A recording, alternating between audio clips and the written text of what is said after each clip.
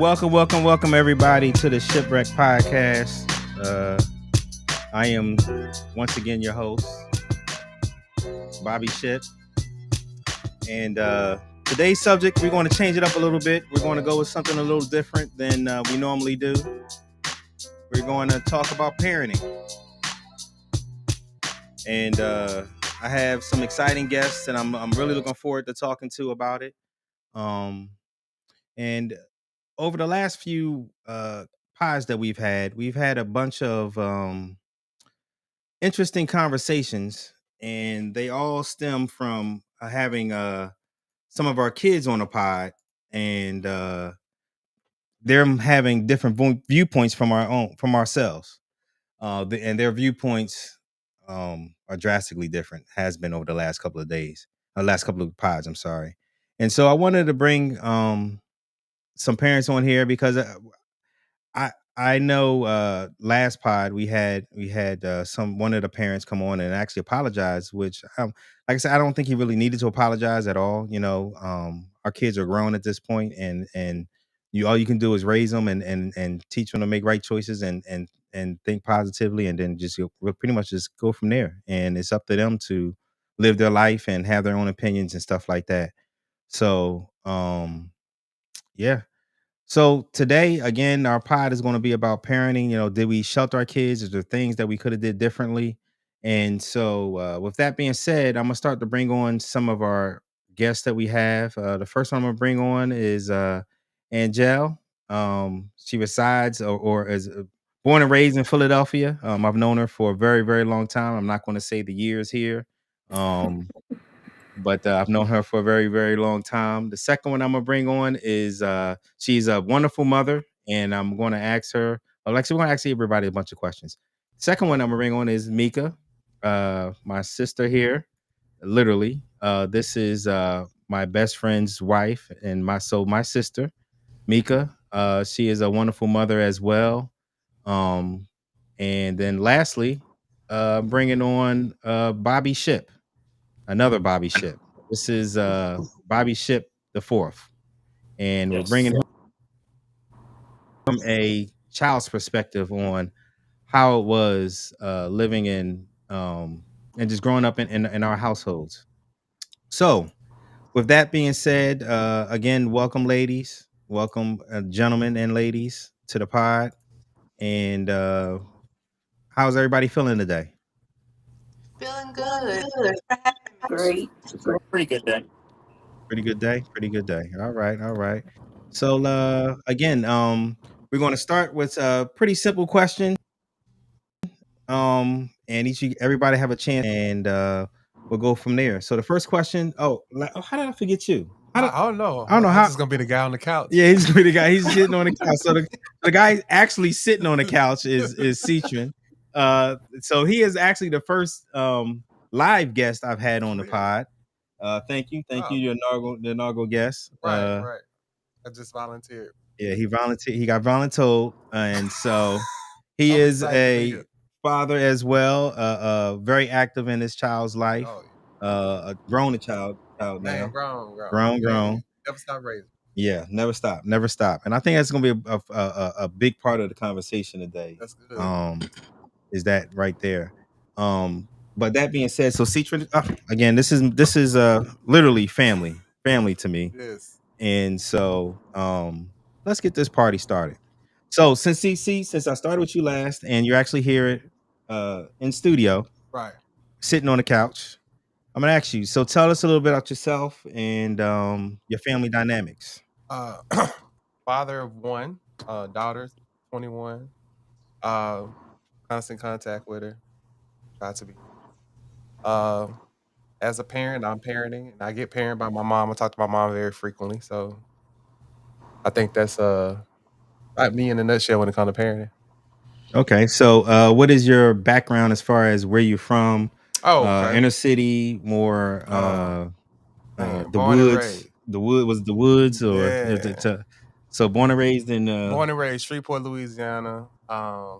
Graduated from there and went there to the Army and on to the Midwest. Ended up down here, down south. working for the railroad, stuff, trying to raise a child by being on call. Uh, what else I got? Divorce. Hmm. Uh, just trying to figure it out like anybody else. Okay. All right. All right. Next up is Angel. Give us a background. Where you from and your family dynamic. Not just with the kids that you raise and your family there, but also, like I said, growing up and stuff like that as well. Okay, my name is Angel. I am born and raised in Philadelphia, Philadelphia, Pennsylvania, not Mississippi. Uh, I grew up down north. If you know, you know. Um, as a child, I was raised by a single mother. My father was in and out. Our relationship was very up and down. As a mother, I was also a single mother for a good portion of my children's life. And then I got married in 2012, and now we have a blended family. Hmm. So I will say that I feel like, and I ask my children often, I'm a better mother now than when they were younger. And I'm sure we'll dive into that Yeah. further into the conversation, but I will say that. Okay. All right. Amika. Mhm. Hello, so I am Mika and I am from Dallas, Texas. And I was raised, well, my parents divorced when I was about 10. And then when I was 12, my mom actually left and moved out of state. So I was from 12 on, I was raised by a single father. Mm. Okay. And I have three biological girls. And I was a single mother, just like Angel, for many years until I met my husband, and now we have a blended family as well. All right. And there, Bobby Ship. Give us a little background on yourself as well. Uh, yeah, my name's Bobby. I'm currently in the Navy as a submariner on the Oregon, USS Oregon, stationed at Norfolk. Um, Growing up, I have two brothers, one older, one younger. I'm the middle child. I just recently had a son who is 6 weeks old. His name is Robert as well. He's the fifth. Um, My parents separated when I was coming into my preteens, in which we lived half and half. They lived very close to each other, so we were frequently between both houses pretty much every week. Um, and then later in high school, my mom moved away a little bit further. Um, so I stayed majority of high school with my dad. Um, I got married a few years ago, and yeah, we have a beautiful little boy now. All right. Congratulations on the new child. Yeah, He's thank you. adorable. Looks like his grandfather. Not me, the other grandfather, actually. Great granddad, huh? Yeah, yes. All right, so I'll tell you a little bit about myself. I'm Bobby, Philly, inner city. Um, my parents were married the whole time. However, my dad was there and not there at times, which I'll get more into later on. Um, they just recently divorced at how old am I? 48, 47 years. They recently divorced. So I guess so yeah, so that's what happened there. But for the most part, I'll say I've definitely had two parents. And my family dynamics is I have five kids. We are blended, but they're all mine. And that's just how it is. They're all mine. So let's just go Shout from out there. to the blended family. Shout out to the blended families, which Yeah, man, everybody. which I want to get into that a little bit here, but I think that could take up the entire thing. I think that maybe have to be a subject in and of Oh, itself of for just sure, us for talking sure. about We talked about this before. yeah, Yeah, blend because it's a road. It's definitely a road. journey. It's a journey. It's a journey. All right. So now that we got some of the family dynamics out, anyone, if you would like to come in to the pod, I will put it in the chat to welcome anybody that is welcome to come in. But at first, these first couple of questions that I'm gonna ask, but you can definitely start to chime in and get ready to get on the pod yourselves. So I'll start with Angel since you're up top. Actually, see again. We're gonna go on this, or anybody that wants to Yeah, talk. But yeah, this yeah. is Let me we're on fill the it out couch. We're on first. the couch. We're on the couch. So, all right. So, what if anything did you feel compelled you to shield your child from, and why? Do you feel like you shield your child from anything? And if so, what? What do you think? Absolutely. We as parents, I feel like as parents, I feel like we always want to do that. You know, we don't want our kids to bust their head wide open. You see them about to fall, you want to catch them. So Hmm. I think that's just natural for us. So, what do you think was the biggest things that you shielded her from? Ooh, ooh. Usually financial stress. Because I know how important it is, how credit is important. I know how important it is not to have that tarnish on your Hmm. credit, man. That's my biggest fear. Like if she would start off on the wrong foot on that. Okay. All right.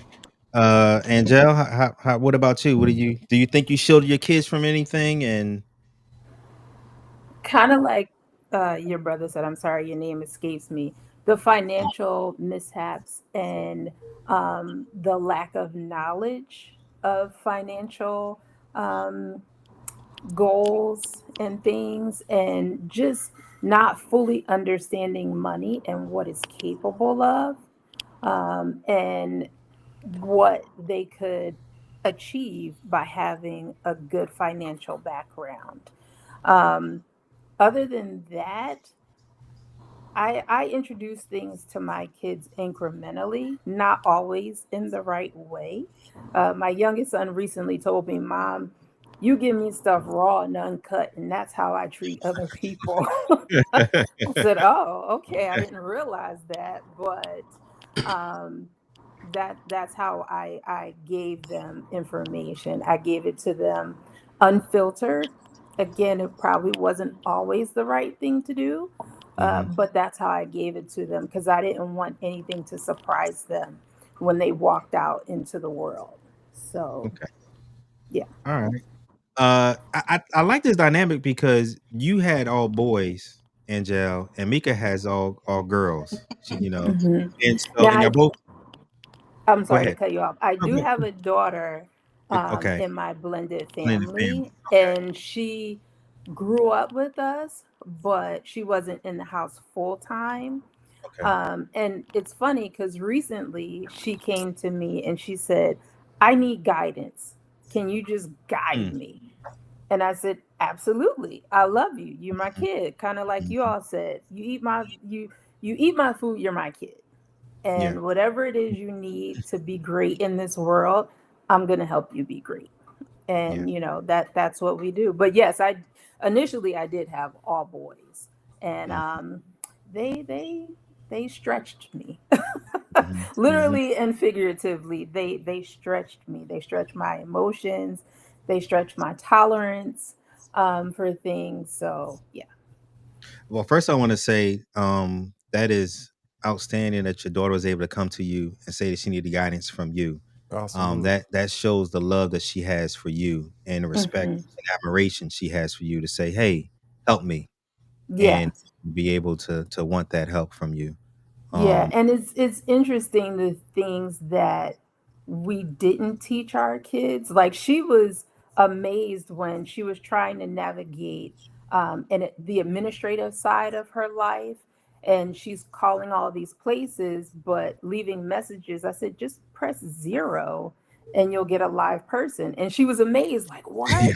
It was a live person. All I had to do was yeah, press 0. So it's those yeah, things that I think we forget to teach our kids, but it's easier to teach them now that they're young All I adults had to do was yeah. versus when they were younger. So, Yep. And it's the little things like that. I remember my son didn't know how to dress an envelope for mhm. my other son, and it was like, you don't know where it goes, like, and I had to show him literally stamp to from Yeah, because yeah, yeah, he just had no yeah, idea. Wow. yeah. Um, So where does your daughter fit in between the boys?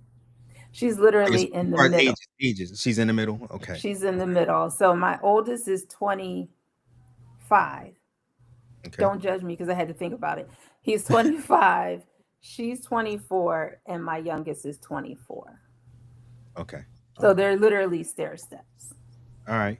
So Mika, Mhm. tell us if you don't mind the ages of your kids, and again, have any did you feel like you sheltered your kids, and if so, from what?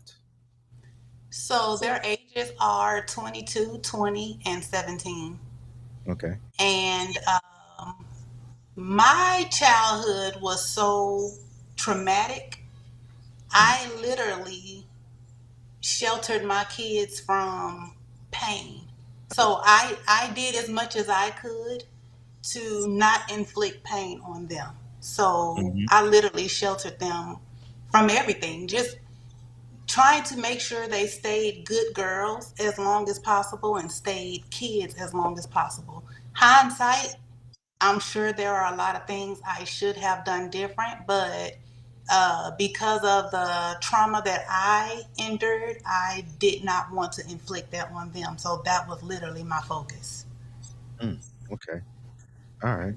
And Bobby, I'm gonna ask you, from a child's perspective, what things do you think you were shielded from?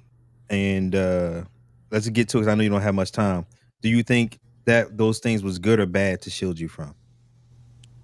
If you was. Uh, I think one thing, like, and I feel like this is like common among black households in general. I think we are shielded from growing up, and I mean that in like a good and a bad way. Um, like, I don't think it's common for in black households to raise your kids to learn how to drive at 15 and learn how to drive at 16, and then to get them a car early, even if you can afford it or whether or not you can't afford it. Um, just so that way they can go and be independent and go do those things and learn those things because of the stigma around the entire community. Um, I think I was shielded from growing up and being more independent. Granted, I was like naturally a very lazy kid, so I did the least I could. I would like sit there in the house all day and play video games, go to work, and go to school, and that was it. Um, but I feel like it wasn't until my youngest brother, Joaquin, that he was able to like grow up and like get his license as early as possible and like go out and do things as early as possible. Because I feel like, contrary to my oldest brother, he didn't do those things as early as possible, and it kind of like affected how we thought of life in the earlier stages. And now, I feel like, in a sense, some of us do want to grow up, and some of us don't want to grow up as kids. But it's all perspective, and we all kind of like change as time goes by with that. Um, yeah, yeah, that's pretty much it. Well, thank you for your answer. Thank you for your answer. We have a couple of more guests that would like to come on. So I'm gonna start to bring some people on because they're waiting. First one I'm gonna bring on is Ronnie. Thank you for joining the conversation. Welcome to the couch once again this week. Thank you, And brother. Thank you. first off, give us a quick synopsis of your background, family dynamics, and do you think you shielded your kids from anything? And if so, what? So for me, background is oldest is he'll be 20 in 2.5 weeks. Got my daughter about to graduate. Got another daughter in freshman high school. The youngest, he's 14. He's about to go into high school. So it's mixed, or it's blended if you want to call it that. Let's see. I didn't how I grew up. I didn't have like a traditional mom and dad. My grandmother actually raised me, along with all my uncles and the whole neighborhood and everybody else in the city. But uh, have I shielded my kids from the things I've been through? Absolutely, everything, every single thing that I crazy that went through, I shielded them from. everything, absolutely. Now I sit back and realize just it was the funniest thing ever today that this topic came up. I was like, oh wow. So my son comes in with his backpack, and in his backpack he has a see-through mesh on the side of it. And then that see-through mesh, I noticed he had a whole bunch of $20 bills in there, right? So I'm like, hey man, I'm like, why you put your money in the mesh and on the side so people can just get you like that? He was like, what? Oh, this money there? Ah, I'm not worried about that money. I was like, No. what? Okay. What? You raised them right, huh? Yeah, Don't worry yeah, about money, man. son. But no. But I'm Get like, you but to for go. me, Uh-huh. there's no way I would have money visible like that, so somebody can even have the opportunity to get it. And to Absolutely. him, it's like, Yeah, whatever. yeah, I'll get more. You feel what yeah, I mean? yeah. So You that should. that messed me up, bro. That messed me up for a second. I was like, dang, I finally really realized where my kids are way out of here from where my mind thinking is. But the good part about that is their mind is way away from the way that my mind is set up. You feel what I mean? Mhm. Absolutely. So that's the good and bad kind of thing for Yes, me. it's a gift and a So curse. this is a great Absolutely. Yeah. topic. Absolutely. Yeah, I this think is a it's a gift. great topic for me because yeah, Yeah. like you was talking about the dynamics of family. Yeah, that could be, shoot, that could be the rest of all your episodes. You know what I mean? Yeah. Cause yeah. So thank you again for this, man. I love how we doing this thing, but that's about it for me. Man, like I said, the pod is a community for me. Like, for all of us. It's we sit on the couch. I actually got somebody sitting on the couch for real right For next to me real. and see. And we here and we got a new guest, another Ronald. We got Ronald right here. And Ronald, tell us your family dynamics and do you think you shielded your kids? How many kids you got? Their ages and did you shield your kids and go from there? Thank you for this podcast. I do truly enjoy listening in week after week. Me, Ronald, from South Philly. M- I'm the youngest of three. I'm the best of the three, the best good looking of the two boys, and I have the most hair. So I'll start there. Um, Awesome. but I am probably a little different than everybody else on this pod because I was a father at the age of 15. Mm, And my oldest, he went to high school and college before he went to kindergarten, where he was in the high school daycare and would travel with me to college and live in my dorm on weekends that I had him or different times that I was able to have him. I have a total of six kids, and we're a blended family, ages from 27, 26, 16, 13, and two 10-year olds, and five boys, one girl. And Mm. and in our household, as growing up, I wish I was shielded from what something that I was shielded from was how adults should have healthy disagreements, conversations. Mm. And in our household, I watched disagreements turn into I'm not talking to you, and we never address it. And that was one thing that and I'm just kind of flipping the question, I did not shield my children from that at this point now. mm, And I'm trying to teach them how to have a healthy conversation with expressing your feelings respectfully, but to learn how to have those conversations because as a young adult, I didn't know how to express myself and express my feelings to understand what I was feeling other than anger and hate. mhm. So that was one thing that was, I think, was shielded from me, but I wanted to change when I realized that I had the tools to teach my children how to do that. And mind you, this is probably in the last, say, 7, 8 years through therapy that I've learned to gather those tools and teach my kids how to do that and still teaching and learning along the way.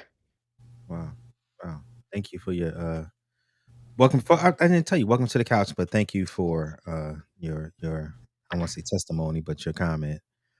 Does anybody like to piggyback off of that? And like I said, this is an open forum. So if anybody have any questions or would like to discuss anything or something came up that they thought about before we move on to the next question, or anybody have anything? I have a question. Go ahead. Um, and this is a question that I've actually asked my own children. And I've asked them, how am I doing as a parent? How am I doing as your mother? Have Mm. you asked your children that question? How do they view you as a parent, whether it was then, now, or something like that? I ask mine all the time, Mm-hmm. Wow. literally all the Maybe time. not. Yeah, Mm-hmm. I have not. I have not. I I'm have not saying I have not. never. Yeah, we do that. Yeah, Mm-hmm. really. You should ask them. How Yeah. they view Oh me no. and what Yeah. they and how Mm. they view me and how they feel and how I make them feel is Mm-hmm. extremely important to me. So Yeah. I call them check-ins, but I do it all Mhm. the Yeah. time. Yeah. Okay. Qu- Literally And from do qu- you break to do talk. you ask them how you can improve, or are there Absolutely. areas that you can improve on? Absolutely. I've done that too. okay, but here's my question to the group since you brought that up. Is Hmm. the adult, the parent, mature enough to have that conversation and hear the response? Oh, excellent Because point. Mm-hmm. you can No. ask the question, but are you ready to hear the response? Because I've kind of went through that, and I ain't gonna lie, I've had my heart broken over some of the Hmm. responses that I've heard, and what I was doing was like, oh shoot, I really am that bad, but I was able to Yeah, handle that. As a yeah, parent, are you in a place to handle that feedback from your children that you're going to see every day, knowing that they look yeah, at you this way? yeah. Mm-hmm. I will. When I'm sorry. Go ahead. I'm sorry. Go ahead. No, No, go go ahead. ahead. Go ahead, y'all. Go ahead, y'all. I welcome the honest feedback Hmm. because I mean, if it is something I'm doing wrong or not doing, I want to know so that I can fix it. Same. So I welcome it. Yeah. And when I asked the question, I was ready for the feedback because I wanted to fix those, for lack of a better term, broken places within myself, and I wanted to improve our relationship.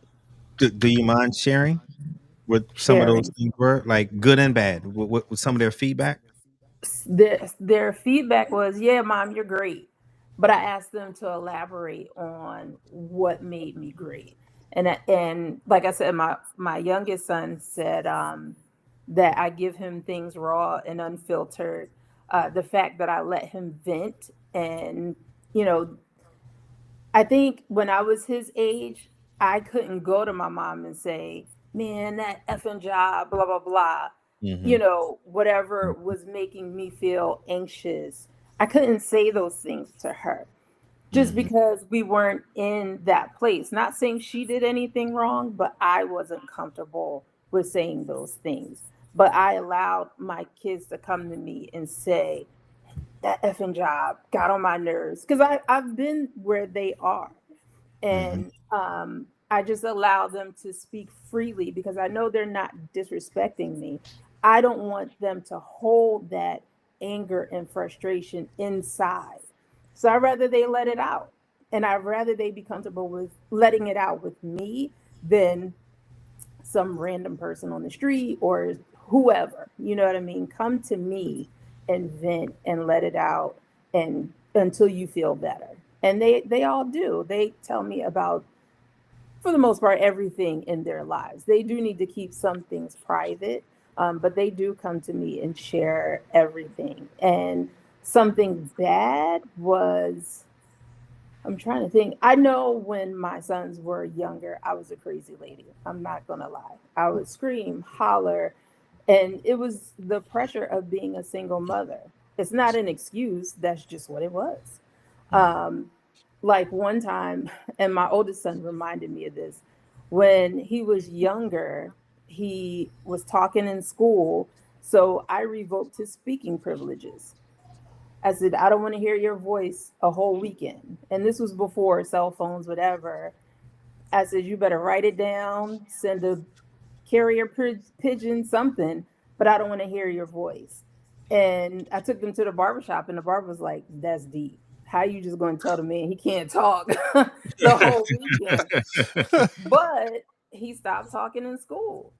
I don't know if it was effective or not, but I stopped getting that report that he kept talking in school. So Okay. it might, I might have been hazing him or something. I don't know, but Mm-hmm. so yeah, I was ready for the answers when I asked that question. All right, Mika, I'm coming to you next. I just want to say, anybody, if you're watching this, please go to the YouTube channel if you can and like and subscribe. It's probably it's actually easier to watch. and easier for me to get the comments and actually reply to the comments than with the Facebook. Mika, if you don't Mhm. mind sharing some of the things that the feedback that you got from your kids from asking them, "Hey, how could I be a better parent?" or "How am I doing?" Yeah. So for the most part, it's all good because we have a very open relationship. Like Angel was saying, we literally talk about everything. So the only constructive criticism they gave me, I wouldn't really view it as negative. But my husband is more of the stern disciplinarian, Mhm. and he get the results that's needed. And I was told that I could have been more hard or more stern with them, like their pops is. So that's probably the most negative thing they said. Okay. All right. So I'm gonna be honest. I don't think I've ever asked my child how I'm doing as a parent. He's So trying to get a big fat L. so with that being said, I'm gonna take the time and ask my child, Bobby, Ivy, how am I doing as a parent? Yes. Currently or in the past? I'm saying both, both. I want to honestly. I know you got to go to, so I think this is a good question because it actually came Okay. into a good segue because that was one of the questions I had was, what would your kids say? If your child could speak, to younger you, what would they say? So, how did I do, and how am I doing as a parent? Okay. I'll say one thing about the Be past. honest. I want you to be completely For honest. I'm okay with it. sure. I'm okay with it. And be honest. I'll, Don't. There's nothing to hold back. I'm good. I'll say, regards to the past, right? Um, there were moments that, well, first of all, there was never a moment where I felt like you didn't care, and there was never a moment I felt like you didn't try. Um, you always tried, and you did it to the best of your capability and the best you knew how to do it at all times. Whether that was good or bad for any particular situation is different, but I know for a fact you always tried, and I knew that you always did love me, whether or not you showed that in a different, like in certain type of ways. Um, for example, like I heard the stories and saw the things that like my older brother went through when he was going through his like I don't want to say crash out phase, when he was going through his mischievous teen phases, right? And Mhm. like the things that you would do to like punish him, they were like, Oh no, Oh that Oh wow. wasn't me, no. y'all. That wasn't me. That I was not me. was like, what Like, was it? I'm waiting. hold on. Let's. We got to get them back because this was starting to get good. Oh my goodness. All right. That was a good intro though, It man. was. can you hear me? There Yeah, you we go. got. Oh, We got. There you go. He's back. All right. Come on. So we lost you at the crash out phase. You was talking about your brother. Oh, now we lost him. Lost him. Oh no. Yeah. Maybe he's There you just trying go. to Here start you it come. over. He's coming. He's back. He's back. All right. There you go. Hello, can you, Yeah. Yeah. You're back. what part did I leave off on? Crash out phase about your Yeah, he brother. was going through his like crash out, like mischievous teen phase, and like even then you handled it in certain ways that were like more along the lines of you're not allowed to talk for the weekend, on that side of parenting. Um, you know, like I remember I heard one story, and I don't even know all the facts of this and like how accurate it is, right? Um, but I think he had stole something one time. I don't know how big or how little or how major it was, but he did steal something, and I think you had him like wear a "I am a thief" sign outside of Walmart, and he would I have to did. introduce himself to Absolutely people did. as a thief and say, "Hi, I, my name is," and I I'm a thief. actually did. That Like is a true statement. like that is wild to me. That is like insane work, I'm Yeah. devious so work. glad I wasn't the only parent hazing their kids. Right. Um, and Right, you I gotta still sit the hell see, that one out, man. He still made I me That feel was not evil. called hazing back in the yeah, day. and I still see those videos of dads shaving their son's head because they were bullying some girl at school or whatever it is. But I knew like even then and even now, like you still do parenting to your like the best of your capability, right? And the best know how. And I think throughout the years you've gotten that feedback and like you've gotten the responses through actions and behaviors over the years to where you've realized like, all right, maybe I need to dial it back. Maybe that's not like the 100% best way to do things. And you had to take different approaches with different kids because we're all different. We're all like we all three of us boys have our own little niche and what we're good at and what we're bad at and how we handle certain things with our responses. And I think you like realize that, and you said maybe like the tough way isn't always the best way that they'll respond to it. And I think you've really adapted to that and adjusted to that. And I think that even carries on to today. And it's to the point now to where I can actually go to you and say, Dad, this is how I'm feeling.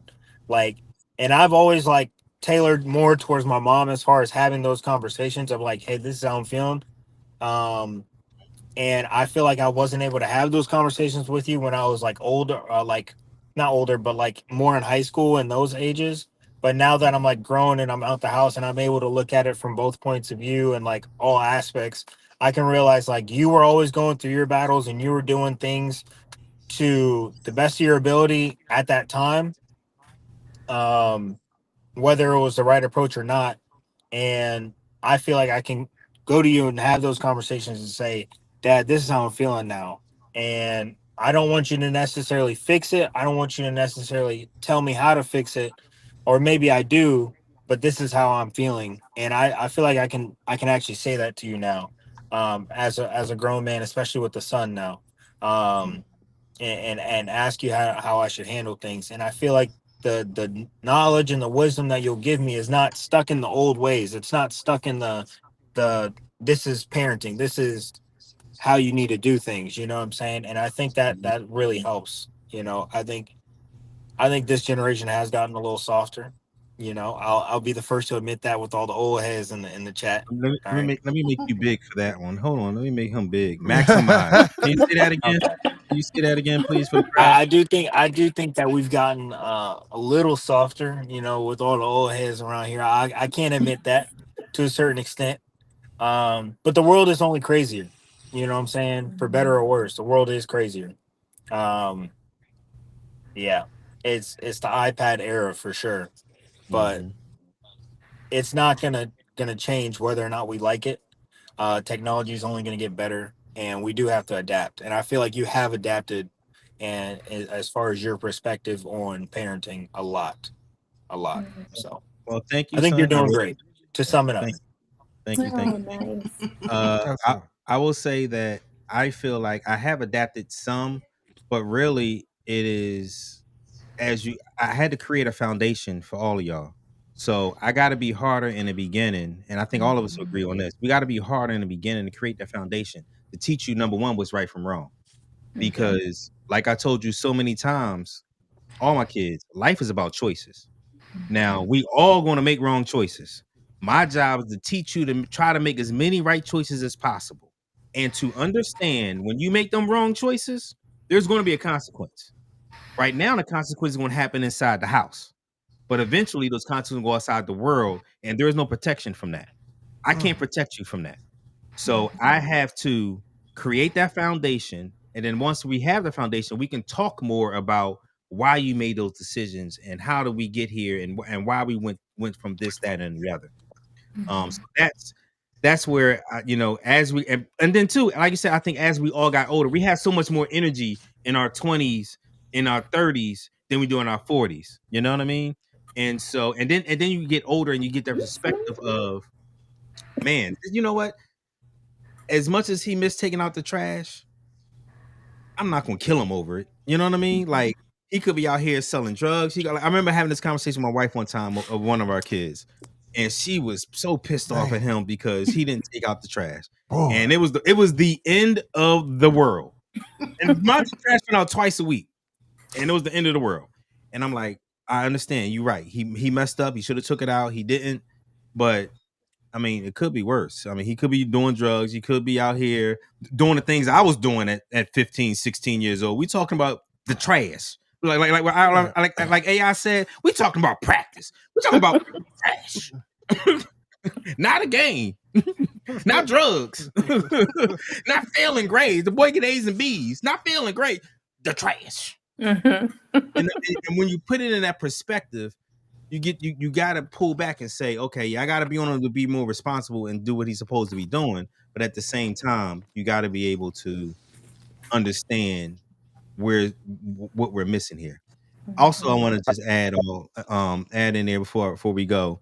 When I did make my son, because I did make my son Clear wear that that up. sign, I absolutely did. He was stealing. He was stealing a lot. It was terrible. He was stealing literally from Hawaii to Texas to New Jersey, like all across the country. So I had to He's a put a serial stop robber. to it. Yeah, I had to put a stop to it. His mama wouldn't let me whoop him no more. So I was like, okay, this is what we doing. And I had him make the sign of I'm a thief. We went out of Walmart. We stood out there. He not listen to what I'm saying. We stood out there and greeted the people. Not him by himself. I didn't sit in a car and just make him embarrass Right. himself. If somebody was embarrassed, we were embarrassed. Okay. I stood next to him while he had to do that. Right. As a father, to teach him, yo, you gonna stop this shit or we're gonna keep this shit going. Mhm. Using one of Bobby methods. He didn't beat the kid. He didn't pull a gun on the kid because it could have been a lot worse. Yeah. All right. Before we add our next guest, does anybody have anything to say? Yes, I want to say something really quick before I'm we after move you. on. All right. Okay. For you to ask that question to your baby for the first time on a live podcast, I commend you for that. Oh, And his response was beautiful. So you should be proud. Good job. thank you. Very. Thank you. Mhm. Thank you. Thank you. I want to jump in, and I didn't say it, but Bobby is my brother, if you don't know, and little Bobby's my nephew. And I'm the younger, better looking brother, as I said earlier. But I was a father first before Bobby. Yeah, you And are. obviously, I was younger at the time. And I want to say on live air, I want to give you your flowers, Bobby, because even though I was a father first, and obviously I was young, when you became a father, you changed. Now, for people who don't know Bobby back in the day, he was not who he is right now. He was in Angel. them streets. Yeah, I know, Angel, because look, don't have me talk about y'all theater days, and I'll leave it at that. Okay? So I know, and that's why I'm gonna leave it at that. But to watch you grow, and really it wasn't even when you got in the Navy. It was when you started taking care of Hashi, and little Bobby was born. Your eyes changed, and I watched it, and I watched you grow from I got to figure it out to I got to set that foundation. And the one thing that I will say our dad did, and a lot of good things, a lot of craziness, a lot of whatever, you learned consistency. You were consistent with your kids in terms of I don't care if it's a good day or bad day, I'm gonna be here and I'm gonna be right here with you in the rain, and no matter what it is, I'm in that storm right with you. And they understood that, and you don't realize in watching your kids, because now it's different from my perspective, they lean on that consistency Mhm. because they are consistent too. That's how come I know that they lean on it. And I'm saying it from a perspective of I've seen the mothers. And I know, and this is me coming from having a lot of kids and different baby mothers, but the consistency of you showed them strength that no matter what, we're going to fight through this. And that is amazing to see. And even seeing you now in your skipper days, which is different because skipper is annoying compared to dad. But it's great to see it because now you have that flexibility as being grandpa. But it is great to see it. And I just want to give you flowers as my brother that I love you and I still look up to you. And I'm so proud of the growth that you have grown from where you were to the dad and where you are now. And I just want to give you that. All right. Thank you. Thank you. Thank you. I don't want to make this about me at all, but I appreciate it. I know I really do. I truly do. I truly do. And you actually was a perfect segue. Because the next one I wanted to ask about it was what was your biggest fear that shaped you and how you raised your kids? And that was my biggest fear. And for you to recognize that what is huge to me, to be honest with you. My biggest fear was consistency. I always because there was times, like I said, but my dad was there when he wasn't. you know, and Mhm. so that was not going to be me. You know what I mean? Like I sacrificed a lot of things because just to be there. You know what I'm saying? Not even if we didn't do anything, but I wanted to be there. And so that was the biggest fear of mine. We have another guest. Uh Christina, are you there? Hi. Hello, hello. How do I Welcome. sound? Do I sound Welcome. okay? Yes, ma'am. You sound great. Okay. Welcome to the pod. I encouraged her earlier to come on, and she said, I don't know. But you made it. Thank you, thank you, thank you. Um, Welcome to the couch. This is your first time. I really appreciate you coming on. And so first give us your family dynamic. So you're gonna have the floor for a little bit. I want you to give us your family dynamic, Oh, your background, and then I want you to talk about what you've heard so far. And so the floor is yours for a little while. Go ahead. well, I really want to say that I'm honored to be here. Thank you so much for allowing me to come in here and sit on the couch. And that moment that between you and your brother was so beautiful, and I feel honored to have witnessed that. So thank you for that. Um, I was in the Navy too. I had a childhood that it was quite difficult. And now I'm, seeing a lot of things different in how I grew up. Um, and I'm seeing me more than I'm seeing everybody else's belief of who I was now. And that, because it used to be everybody else's impressions of you was kind of what you believed about yourself, and so that's why my picture is of my little inner child self, because that's who I'm working on right now, is to show that little kid love. And so I think it's really great to have this conversation about us as parents and how we are with our kid, but at the same time we're also trying, so much of who we were as a parent had to do with how we were treated, and like almost trying to heal ourselves, backwards in a way, and still, how difficult that was. And so, like, as I'm going through, the last however long of being in therapy at the VA, and really starting to heal from the things that happened to me in the military, it also meant that we had to look at things from when I was growing up. And that stuff, all of that informed how I was as a parent. And it was really, I was harsh. I was a harsh parent. I'm not gonna lie, because of the fear, because of, like, I thought being military to my kid was a good idea, and Mhm. I was harsh on him, and so, but at the same time I was trying to be sweet, like it was this push and pull thing of like trying to be comforting, but also trying to get him to do everything I needed him to do.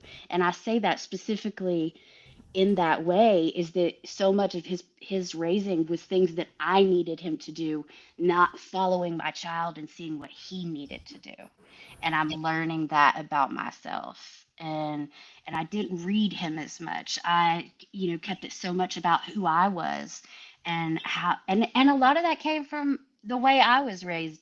I was a report card of my parents, and I kind of did that to him. And so having that report card of like my kid is a report card of who I am as a person, I did that, and now I'm really looking at it, and that's a harsh way to raise a kid. And so we're trying to look at and do things differently, but it is very, very complicated. And I've asked him the question that was asked, and I was told that I did 9 million things right and 3 million things wrong, and I'll take that. So Outstanding. How old is your son now? 20. 20. Okay. Let me Hmm. All say right. something real quick, Bobby, Yeah, absolutely. real fast. We're on the couch. No, go ahead. We're on the couch right now. Go ahead. Hey, you know why we raise our kids the way that we raise our kids? Because if you think about the environment we were in the environment they're getting raised in now, we can't use the same tactics. And what she just said just hit home for me. You can't raise your kids on your tactics that you, because where I was in a war zone. You know what I mean? My kids don't know any. They don't even hear gunshots. You understand? They don't even understand any of those dynamics where they doing hand to hand stuff on the block. police doing all that crazy stuff. You know what I mean? Like in the like broad daylight. I'm thinking the not mindset. You know what I mean? So a lot of it is like, are we raising our kids to be soft? No, we just raising them in the environment that we are currently in, raising them in that environment instead of like draconically just no. You think in a war zone type mind frame in the suburbs. Like it Yeah. doesn't work. You Yeah. feel what I mean? So Mm-hmm. that's part of what's going on with our kids. Now, are they soft in the mind frame or in the mindset that we are? No, they're not. They're just where they're supposed to be at in this environment. You know what I mean? Now, if we change and have to go into a different environment, the tactics definitely going to change. Does that make sense? Now they Yeah. how they Yeah. interact with people.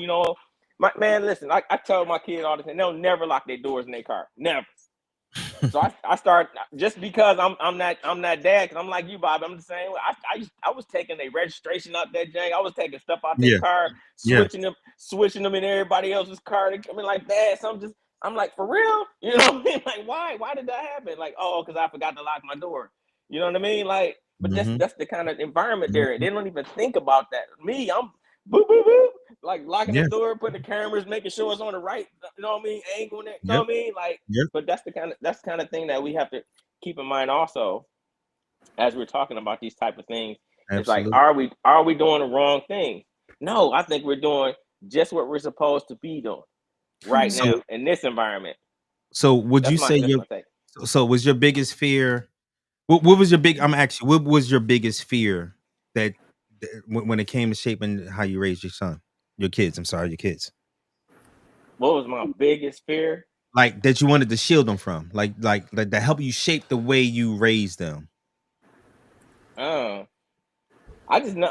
For me, I was just always being an example for myself. Is like what you were talking about. Like for me, I always gave them that example to just try to be better than just normal. I never normal to me. Normal in our house is zero.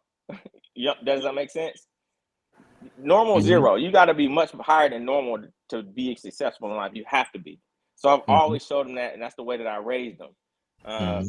but my biggest fear, oh man, just waking up one day and I'm not, you know what I'm saying, able to influence them somehow or another. That's probably my biggest fear That's your because biggest fear. yeah, I mean like losing them is my biggest fear. You know what I'm Yeah. saying? But Yeah. Yeah. Yeah. but the whole thing is like that would be like the biggest part for me. Is like, dang, one day like, oh, what my So dang, they already so took off on me. so Which would be let me great ask too. you then, because that means that do you not do you feel like they're ready to be set free and ready to make those decisions, and like you still have more that they need, not more that can help them. There's a difference between need and help. Do they have what they need to get to to live a successful and a life that you would say, man, I'm proud of them? Or do you feel like you just want to be there to help them and help guide them, save them time? Because I think that's a lot of our, like, now they're grown. We try to help them with Yeah, decisions to help them save time, help them not make yeah, decisions we made. So yeah, just answer that real quick. I'm gonna ask yeah. everybody here those same No, questions. So I'm think with about you that, 100%. everybody. I got you. So for me, nope. So I've always been like the parent where how I got raised, right? I'm gonna give you a solution. Here's the solution I'm gonna give you. I'm not gonna say this is the only way you gotta go. Here's a solution. Use this tool in your pocket. Because Hmm. if I fix their problem all the time, Hmm. is my grandmother always said, you let them bump their head on the wall once or twice, but you Hmm. as a parent, you just be there to put some ice on it. Because if you don't let them hit their head on or bounce their head on that wall once or twice, they're not going to understand whatever it is they need to be fixed. Sometimes they got to hit that wall a little bit. You know what I'm saying? Yeah. But ultimately, I'm going to be there with some ice. You feel what I mean? Or I'm going to give Mhm. them a solution to help with that ice. Does that make sense? Yes, So absolutely, so absolutely. that's just how I look. So I kind of let them be kind of free, like because Mhm. I don't want him. I don't want them to be me. I don't want them to be in my mindset because man, my mindset back. Man, listen. Where my kids are right now in their time frame right now, I'm successful already. Does Mhm. that make sense? Like they are Absolutely. nowhere. I was on not even a planet now, Pluto. They on the other side of the galaxy. I love it. I don't want them to be me. I want them to be themselves. Mhm. And then when they come or they need a little guidance, yeah, I'm a little harsh on some things because some things you have to be harsh on. You know what I mean? You got to be on time. You can't be late. I'm harsh.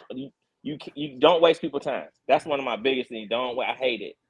Um, so I teach them that. Hey, do not waste people's time, and always, always, always trust but verify any information anybody ever give you. Those are my rules. And once they go out there and do their thing, I'm cool. All right. All right. Angel and Mika, uh, how do y'all feel about what we just heard so far? And like, what was y'all biggest fear? Let's go with that. What was y'all biggest fear when it came to raising your kids that you just worried about the most? I had two things. The first one was being a single mother. I didn't want the stigma or the stereotype of being a baby mom or anything like that for my kids to encounter that when they were younger. So, like the last young lady, I'm sorry, I don't remember your name, said because of Christine. that fear, I there were times when I treated them harshly, and I was trying to not have them think of me that way. And the other thing was when they encountered other people, I wanted them to be proud of me and proud of the work that I did, wherever I worked at. And for a long time, I worked at Comcast. And my oldest son would tell people, we're rich and we have free cable. So I had $12 in my account. Please don't tell people that. Back in the day, that was rich. We have free cable because I work a lot at this company. But that told me that he was proud of me, even though I wasn't happy in the place where I was working. So those were my main fears when they were growing up. And I felt like once I, you know, uh, accumulated multiple degrees, I felt like they were proud of me, because their mother was educated, finally in a decent career path. So I started to kind of release some of that stress that I was putting on myself. And I think that goes into some of the um, abrasive actions that I had when they were younger. It was the stress that I was putting on myself to shield them from the things that I thought I was lacking, even though I really wasn't lacking them in hindsight. um, we had a roof over our head no matter how much I had in my account. We had our own house, a car that got us where we wanted to go, have fun, whatever, even though I had $12 in my account at that time. But they didn't know that. They were kids. But it was the stress that I was putting on myself to try to reach this unattainable, perfect life that I thought we were supposed to have. And like the gentleman said, it was just the environment that we were in at the time. So, yeah. Mika, what was your biggest fear? And floor is yours. So similar to everybody on the couch, we grew up in a different environment, and we tried to, or we did raise our kids differently from the way we grew up. I grew up, both of my parents were extremely toxic, but as a kid, I didn't know that. I didn't know that I had trauma and I grew up in a toxic environment until I was good and grown. And, at that time, then it's like, okay, well, I have to try to heal from some of this stuff so that I can live a healthy life and not inflict some of the same pain and trauma on my children. So that was literally my biggest fear that I wanted to shelter them from, was them growing up and needing therapy because of me. Mm. I'm gonna just So say therapy is not a bad thing. no, I am all not for therapy. And I'm sorry, I don't mean to cut you off. I'm gonna go ahead and go. I'll talk. no, therapy is not a bad thing at all. But what I meant by that statement was Mhm. I didn't want them to get older and need therapy because of pain that I inflicted Pain, on them yeah. because of Yeah. something that I Yeah. did or did not do as their parent. I completely understand that. I completely understand that. And I can definitely see that. All right, we got Ronald back, but before we get there, Easy, welcome to the couch. Uh, can you give us a quick synopsis of your background, your family dynamic, and the floor is yours. Hey, can you hear me? Yes. Hey, good evening, everybody, and thank you for welcoming to the couch. I am driving right now, but I wanted to get on. So it's funny we're talking about kids. So real quick story. I had my two of my grandkids just now. We were going out to eat, and my 10-year-old grandson. I was talking to him about his video. I was asking about his Oculus, and I said, "What games do you have on your Oculus?" And he said to me, "Why you want to know?" And don't you know, it took the Spirit of God up in Chuck E. Cheese's not to have me reach across that damn table and choke the living shit out of him. The whole Spirit of God rained down on me. I'm not lying, y'all. I mean, I'm still mad right now. He said, "Why you want to know?" So, so, so So, and one thing that I abhor, that I would not tolerate, is, and this is how I was raised, is a disrespectful child, a disrespectful kid to an adult or a parent. I absolutely hate it. I'm out here spending my money on your ass, and you gonna ask me why the hell I want to Slap that Oculus off your face. know? Boy, it had it hard. But I can't blame him. You know, I was like, okay, is how he's raised by his parents, that they don't check him. He don't think about when he's talking to an adult. And then I only have him for a short time. It's hard to instill some kind of respect or rules and morals in those short times if it's not being reinforced at home. So okay. Now, okay, y'all. I'm telling you, I was like, whoo, whoo, whoo! I'm ready to kill this little boy. That was But urgent. That was urgent. You Right. had to talk about that immediately. Immediately. immediately, and then I just like shut down. I shut down because we're the new school parents. Because otherwise, it would have been, even with my daughters, I would have slapped the heck out of them. I would have, if they said that to me. And I was never a hitter. I was never a hitter with my kids. Maybe spanked my daughter 2 times her whole life. But anyway, so back to me. I grew up in North Little Rock, Arkansas. We lived in the projects. I haven't heard everybody else's story because I really just logged on, so it's probably going to be similar to what y'all said. Um, I had both my parents in the home. Um, my parents are still married to this day. We were on a lower economic scale. Lights turned off, gas turned off, everything you can think that was turned off, that had been turned off in our home, right? One of the things I wanted to always provide for my daughters was, I they shouldn't have to think about education, think about, oh, what am I going to wear to school, because that messes with you. School Yeah. supplies, things like that.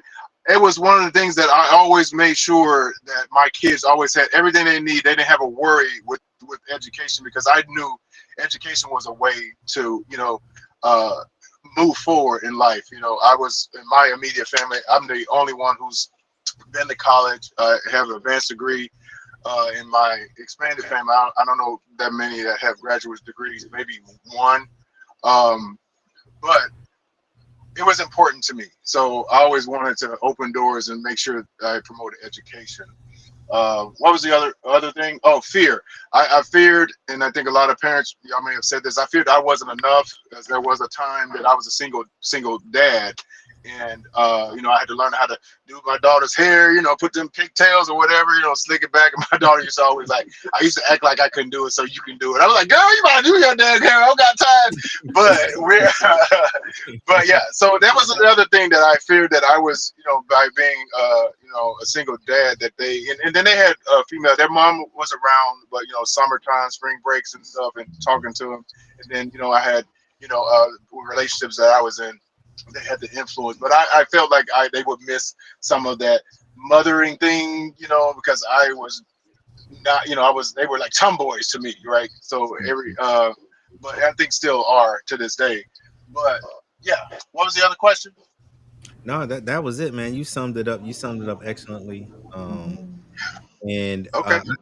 I have a question for Angel, Mika, and Eddie, because we have three totally single parents for for a very long time, and um we got girls and like Eddie, you raised two girls, so this is like a phenomenon in and of itself. You was a single dad raising two girls. Well, I guess Mika, your dad raised you as well, and I Hmm. would love to have him on the pod to talk about it as well.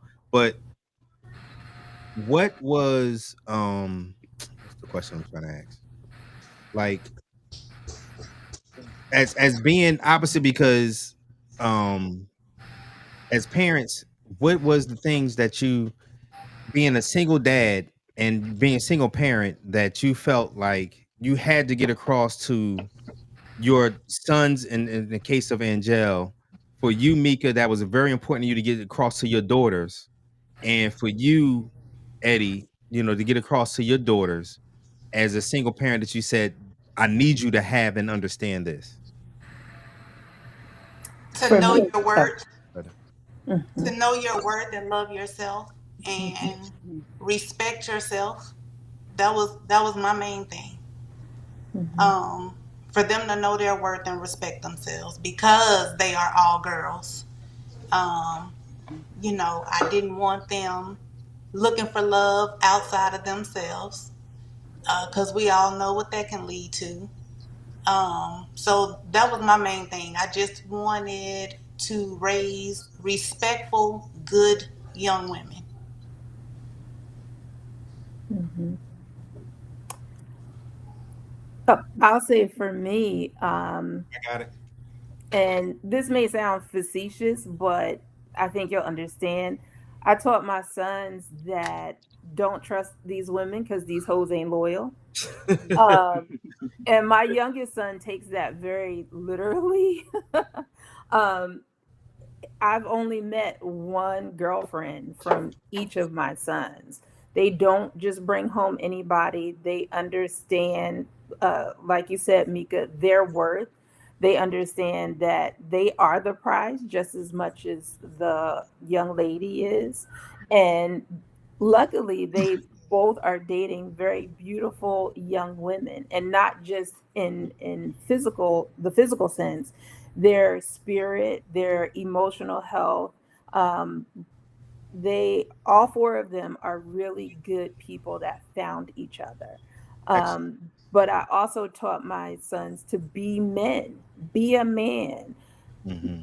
Nothing against anything that we see that's the norm now, but a man gets a haircut. When they were younger, I got them a haircut every 2 weeks, like clockwork. We were all getting groomed. Um, the things that men do, I can't remember all of them right now, but all of the things that the traditional man does is what I taught my sons. Now, and I see them applying it in their lives right now. So, yeah. Before we go on and bring you on, Anita, Christina, you have anything to add? Oh, apologies. It's Christiana. I don't think I Christiana, I'm said it sorry. when I first got on. No I'm worries. sorry. I'm just enjoying the conversation. I've got my sparkling water here. I'm just enjoying my spot on the couch. All So right, enjoy, enjoy, thank enjoy. you. I'll ring in when I have something. Yeah. Okay, all right. Anita, welcome to the couch. This Hey, is your Bobby. first time. The first time. I need to get a hoo hoo. Where's the applause? There we go. Welcome to the. I'm gonna start doing that when you come on the couch for the first time. We're gonna Oh, bring that wow. out. Okay. Yeah, yeah. We got Okay. we got all kinds of tools over here. We're gonna work on. All right. Uh, uh, Hi. It's my job. welcome. Yeah, that's your job. Yeah, Thank you. you're sitting on the Hi. couch. You need to do something. All right, Anita, welcome, and Thank you. tell us a little background of yourself and your family dynamic, and how you felt Okay. about what's going we were talking about on the couch today. Okay. My name is Anita. Bobby's uncle is my brother-in-law. My sister is Rita. So Anthony is my brother-in-law.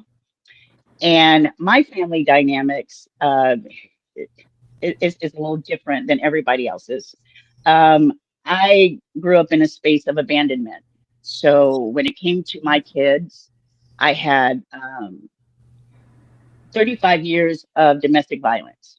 So I was not able to provide my girls a good roadmap of what a good man looked like. So they too were in my brokenness. And for them, when it came to finding, relationships, they did not have or did not pick the best choices. So I wasn't aware of that until I was older, when they were able to come to me and finally disclose to me how they felt. So through me doing the work that I needed to do to be able to love myself, have that self-worth, have that self-confidence, ended up going to school. I am now a counselor for women of domestic violence. So Wow. I'm able to pay it forward. Thank you. So, being in that space, it's tough. It's tough until you're able to identify how your past trauma can affect your future, Mhm. and that the only person who can put in the work is you and be able Mhm. to make those changes. So, and it can affect your children if you're not Mhm. careful and if you're not aware. Mhm. So that's what I wanted to share. Well, first, thank you for coming on the couch and talking with us. And if you can in the comments, please put down your information for Okay. that could help people, because I want to spread that out to everybody. Spread it out to Okay. the entire pod and our community, because if we can help one person, that I mean, Oh, absolutely. Yes, that's helping the world. So Mhm. thank you. absolutely. You're Um, welcome. does anybody would like to piggyback off of what Anita said, or anything? All right. So We have. Go ahead. I'm sorry about it. Yeah. Just one last thing, and I'll make it quick because I know you're trying to spin it off or whatever. But You good? are you going to the next question? Yeah. In a second, we have a new guest coming in as well. So go ahead. Just real quick. So for me, like we all think saying the exact same things is like all of us come from all big circle of from really bad things to really good things, two parents, single parent. Ultimately, where we all were given is you talked about it earlier was like choices. Hmm. So my great aunt tells me this. She told me all the time. She said, "You have a chance and a choice. Those are the two things you can do in life. You get a chance and you get a choice. And a lot of times, like we can tell our kids the right things their whole entire life, and then they'll go do something so dumb and so irresponsible. You like, wait a minute, how did that possibly happen? It's because it had nothing to do with anything that happened to or their upbringing. It was just the choice they chose to make at that particular moment. So a lot of times we'll use that as a pass or a good or a bad failure as a parent. Oh, I put my kid. No, you didn't. Your child did that by themselves. Does that make sense? But I know we're gonna always take that onus because we're parents. Whatever happened to you is us. I 100% understand that standing there next to your son with that sign. I get it. That's exactly what I tell my kids all the time. You're not you. You're all of us, right? Hmm. So that's the thing I'm trying to get through. It's like we're doing a great job. Ultimately, it's going to be up to our children to make those choices, and that's what's going to be the thing. That we're going to have to be there with the ice when they make the bad ones. Yeah. Absolutely. Absolutely. And I want to get to that subject here, but C's been quiet for a while, so I Oh want to yeah. ask Too. you where you at in the talk that we're at, and have you have any introspectives or anything like that? I'm like sitting on the couch. I just got some water, but I'm really enjoying the conversation. I'm kind of reflecting on my own parenting myself, so Yeah. I'm really just kind of just chill right now. I Just ain't got chill. nothing. Okay. I tap in when I. All right. All right. All right. We got two tap ins. All right. Keith, welcome. Welcome to the couch. Hey, Um, thanks for having me. Can you hear me? yeah, we can hear you good. We can hear Okay, you good. good. So give us your background, family dynamic, and catch us up on how you feel about what we've been talking about on the pod. Yeah, I come from a single parent, and well, right now we have 5 kids. We're a blended family as well, and uh, I grew up in like a Christian household. So when I say single parent, I don't like to just put it all on mom to say that mom was doing the best that she can. So I had so many uncles and grandfathers and stuff. So those were my father figures growing up. And then my best friends. So we kind of have to teach ourselves how to do some of the men thing or some of the masculine things that we grew up to do. So I say all that to bring it up to how we are as parents. I was a young parent, so I see all the dynamics that we have in here of being raised by a father or two, having two parents in the home or one. I was learning, so we had two. We had a mom and dad with my kids. I was learning at the time when we did it, so I evolved as I went along. As the two boys grew up, I have two boys. I'm sorry, three boys that are mine, and I have a boy and a daughter from my wife. So it's five of us all together. So as I had my two boys, they were real close in age. They got the brunt of me learning. I was trying to find a place to stay, get a new career, trying to provide for the family, and like people say, trying to be a man. That's the first time I knew that counseling was going to help. So I evolved from there to when I got my youngest son, to where the two boys, my older two boys, say, "Man, you're not a lot softer on him." That was my evolution from the two trying to struggle. I wasn't as struggling as much when I got the third child, so I evolved there. Then we split up, and with my first wife, and then got a new wife. So they came in with two. And now we have a dynamic where it's a blended household. I'm keeping my kids. In the divorce, I had the children, so it was just us for a long time, uh, trying to make it. And then we brought two other people in, so now that's another evolution. Now I have to figure out how to treat my kids and then treat her kids. Third evolution. Her background. My wife now is early childhood. That's the most wonderful thing. God Himself put her in my life because there's my fourth evolution, to learn how to parent with some type of gentle nature. That's not me. I'm disciplined. I'm learning and disciplined. You can do a lot of things yourself and do them things and have consequence to them. But you can do that thing nicer, softer, gentler. And what I really, as far as the things that we talk about, what I left off and didn't give them, I didn't allow my younger kids to have a voice to say things back uh, when they really had something to say hard. Like if it's something they couldn't just say, "Dad, you're wrong." I probably am wrong. I should have allowed them to say that instead of being going from what I learned that kids, I'm the right one. You just be quiet and you do what I say to do. Mhm. I evolved from that when they had their little brother to let them all say something. So Kobe is my third. He can say stuff back. He can say, "Hey, Dad, that's not right." And then all my older kids would go, and I wouldn't do anything. So I was evolving. So I don't like to say I omitted things for them. It's just I was young and evolving as they were getting better. So I got better along the way till now. I'm Pawpaw. I'm a whole lot better. It's a whole lot better. I feel, but I'm still learning. So when we say, I think Mika said, want kids, to go to counseling. I'm like the opposite. I know I inflicted some things that I didn't want to. I would love them to get counseling, and some have, and I continue to get counseling because the more I evolve, the more I can repair or try to repair some of the things that I may not even known that I did, and some of the things I'm doing now. So that's my perspective on it, and I'm hoping that helps somebody else. That's beautiful. That's beautiful that you have that introspective now and know that, hey, and that's honestly my next question is, are mistakes. You know what I'm saying?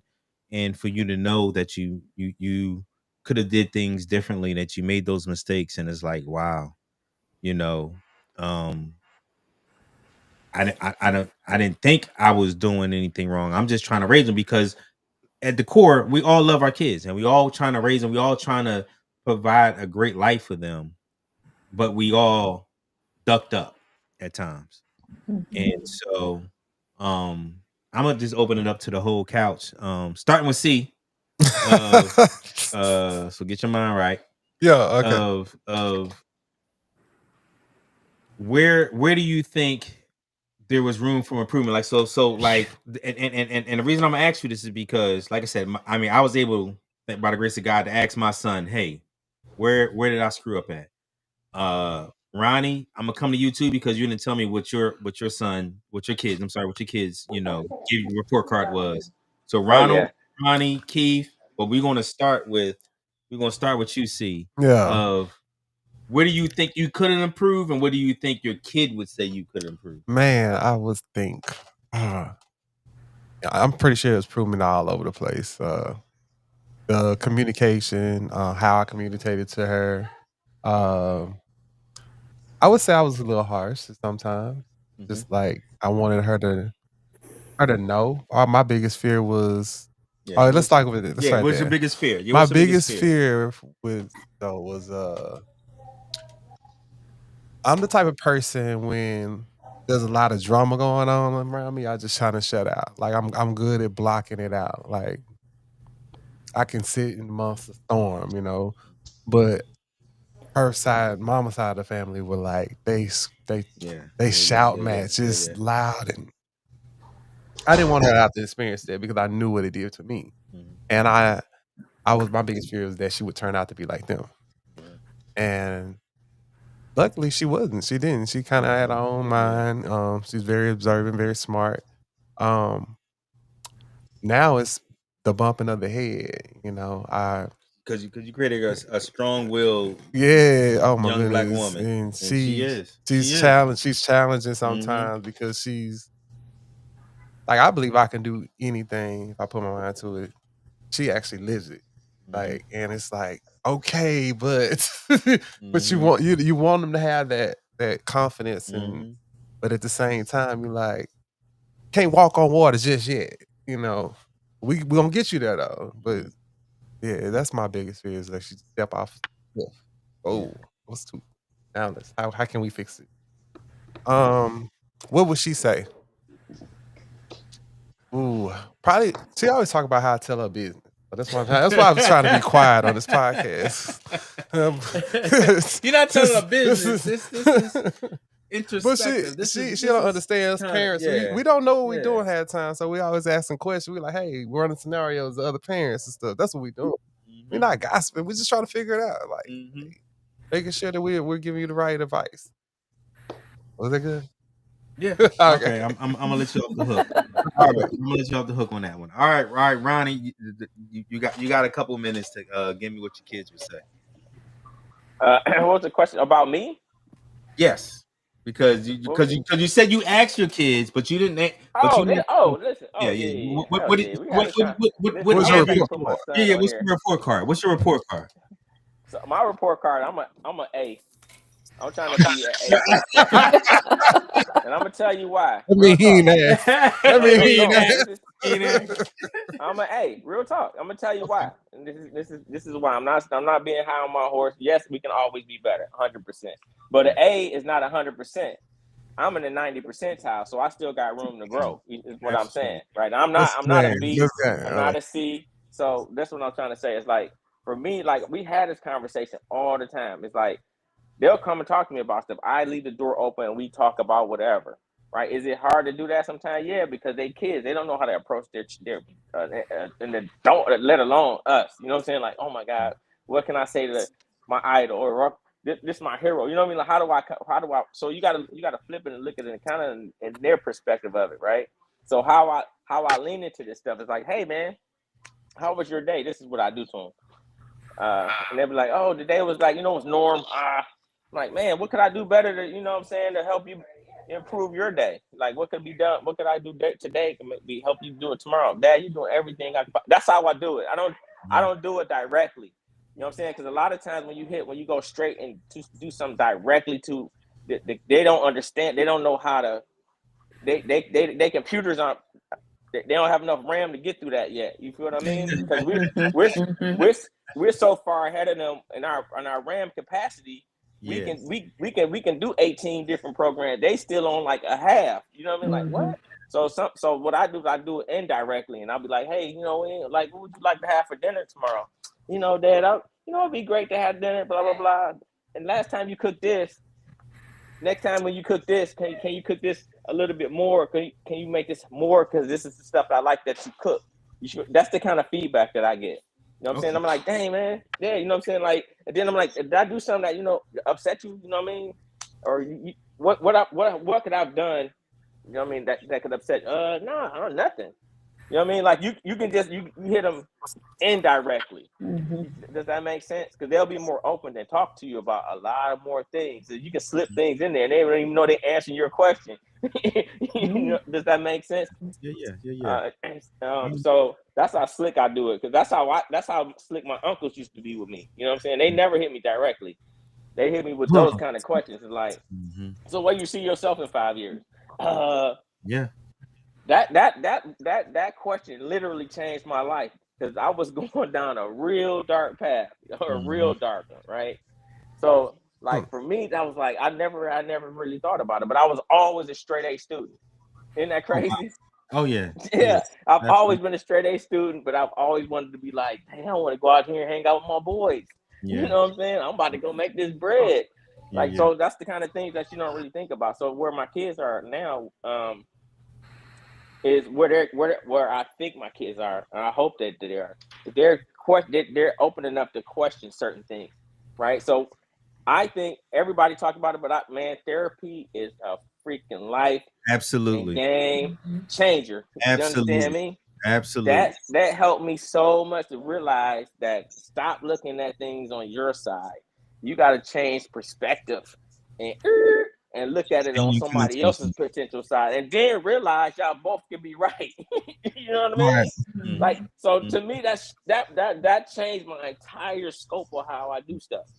It's like I'm like, dang, like I think about like, man, what are the different possibilities of this? And which one could be right? Which Yeah. one could be wrong? You don't really know. You know what I'm saying? Because you don't know what the future is. It's Yeah. just what you think, what we assume is what our perspective is of what our children are. And then it goes into what we talked about earlier. Like, how do I grade myself, and why do I grade myself to where I'm at? It's because I see how they act. You know what Mm-hmm. I'm saying? Mm-hmm. What they're doing out in the community. I mean, you know what I'm saying? Like what they're doing in school, I mean, Mm-hmm. things of that nature. They ain't out here doing no crazy stuff. They nerds. You know what I'm saying? Like me, I'll go out and have fun and do. They like, but that's the But, kid. but, That's who but, they but are now. you just say you had straight A's, so you was a nerd too. So if they get it I honest, was you a know what I mean? nerd. But Yeah, I was a nerd. But listen, but I you was didn't see yourself as that. All no right. back then. Oh man, listen, I got Because listen. you was still in it, you still in the street. So I'm gonna just say this. So Yeah, when you talk about your uncle said to you, sorry, I was gonna say. your uncle said to you, would you see yourself in 5 years? I tried that with my kids, it didn't work. So I had to go to a different perspective and say, what kind of lifestyle do you want to live when you in your 30s and There you 40s go. and 50s? Like, do you want the house with the picket fence? Do you want the two and a half yeah, kids with the dog? Like how what kind of life do you want? Do you want to live it? Do you want to live in the suburbs? Do you want to live it? Do you want to live in the inner city inside of in a yeah. condo? Do you just do you just want to just be coming and going? Like however you see yourself and what you're dreaming of and what you want to do, now think of how can I get there? Mhm. And let's go from there. Yeah, that's the key And part. then Yep. work backwards. Go from there. Let's start with where do you what kind of lifestyle do you want? Because you may not know what you want to do. Mhm. And the choices are infinite on how to get there, but you know the kind of lifestyle you want to go. That being said, I'm gonna bring on somebody that I've known My bad. honestly longer than I've known Ronald, my brother. Uh, this is true. Danny, Hey, welcome to the couch. This is unexpected. I didn't even expect to see you here, but I appreciate you coming on and listening and everything. We grew up together in South Philly. So tell us your background. This is truly my brother. Like this is Eddie, if you want to know why I love Puerto Rico so much, it's from his mother, Miss Marie, red beans and rice, the water ices I used to get as a kid. I'm sorry, I'm taking them on. Now I am talking about myself because like the love I have for the Alvarez family is they we Alvarez and Shipmans are together. God damn it. And so, thanks for joining the pod. Thanks for sitting on the couch with us. Tell us a little family dynamic, and then your background and how you feel about the pod, and what made you jump on. Just sit down on the couch. Scrolling, man, and I seen you out here, and thanks for having me. I think this is awesome. Hello, everyone. Childhood friend, brother, I should say. Um, I saw the topic, man, and it just struck me because I have three children, married for 23 years now, and it's a different world we're living in, and I have one son that's in the military right now. He's 21 years old in Fort Carson, Colorado. I have an 18-year-old who is in a college prep school. He's a senior this year. He should be graduating hopefully next month. And I have a 15-year-old daughter who just started. She's a freshman in a college prep school, all girls school as well. Um, so I'm listening to you guys, and I agree with all of you guys. It's tough. This is a different era we're living in, and I am definitely one of them parents that because of how I grew up, I try to give my kids a different lifestyle. Growing up in Philadelphia, in a city where it's a really tough city, and where we grew up, it started out as a great neighborhood, and then as we started to get older, it got really bad, drug infested. A lot of drugs and gunplay, sort of like any other urban city, large city like New York, Philadelphia, L.A., Houston. And I'm definitely one of them parents. All my kids, they're very respectful. I raised them right. Um, but I kind of think I hurt them a little bit by giving them the things that I didn't have, and maybe trying to overcompensate. All my children, as soon as they turned 16, I bought them a car. Um, where we didn't have that. Ours was either we're going to walk, we're going to have a bike, or we're going to take public transportation. That's just how you get into school. My kids don't. My children don't know what that is. My children, either we driving them, or we paid for a private service to come and pick them up, Damn. or once they turn 16, they got a car, and so they're driving to school now. Um, Grew up in your house. yeah. A little back. So I was. My both my parents died when I was 14 years old, Yeah. and I was poor. I mean, you talk about I was very poor. You was raised Um, by your brother and sisters. Raised by your brother and sisters. Literally. yeah, Literally. yeah. Literally. And I went the wrong way for a little while. I would say from 14 to 22, I was just out in the streets, not knowing where my next meal was coming from. Um, Hustling on the street, probably drinking and doing drugs. And then I met a girl, and she didn't want to date me because she was going to college, and she said, "Oh, you're a street guy," and that kind of hurt my feelings because my parents didn't raise me that way. And I said, "Damn, I never met a girl that didn't want to date, me because of, I grew up on the streets." So I joined the military. I went back to high school, I graduated, and I joined the military, and I never looked back. Retired military now, 100% disabled veteran. My wife as well. Met my wife out there. Married, kids, went to college. Um, so I really did it the hard way, but I learned that it's not easy out here. You got to really grind it out, and if you want something, you got to go out and get it. My kids now have that white picket fence with the two dogs. Mhm. We live in a really nice neighborhood. I have a really nice home. Mhm. Um, and I gave my children the option. I'm sorry if I'm talking a lot. It's just been a long time, and I kind of want to You got share and listen at the same time. Um, my children now, I'm a little scared for them, to be honest with you. I'm a little scared for them because I don't think they have the thick skin and the toughness that I grew up with. And I see it now. Like I talk to my son, he's in the military. He's spending money like he don't know. Like, oh, I got it. If anything, my dad, I could call my dad and get extra money, which I have done. He said he was going to Puerto Rico for vacation. I'm like, well, how you gonna do that? I'm looking at your bank account and the way you're spending money, I don't think you're gonna make it. And then he said, well, Dad, I'm going to use a credit card. And I said, listen, son, I'll tell you what I'll do for you. I'm going to pay your car note for the next 6 months Damn. so that you can save up enough money so you can go and have a good time. I don't want you going to Puerto Rico running out of money. And then you staying in some bad neighborhood, or he said he wanted to do Airbnbs, and I started looking at some of the Airbnbs on his budget, and I said, nah, you're not staying there.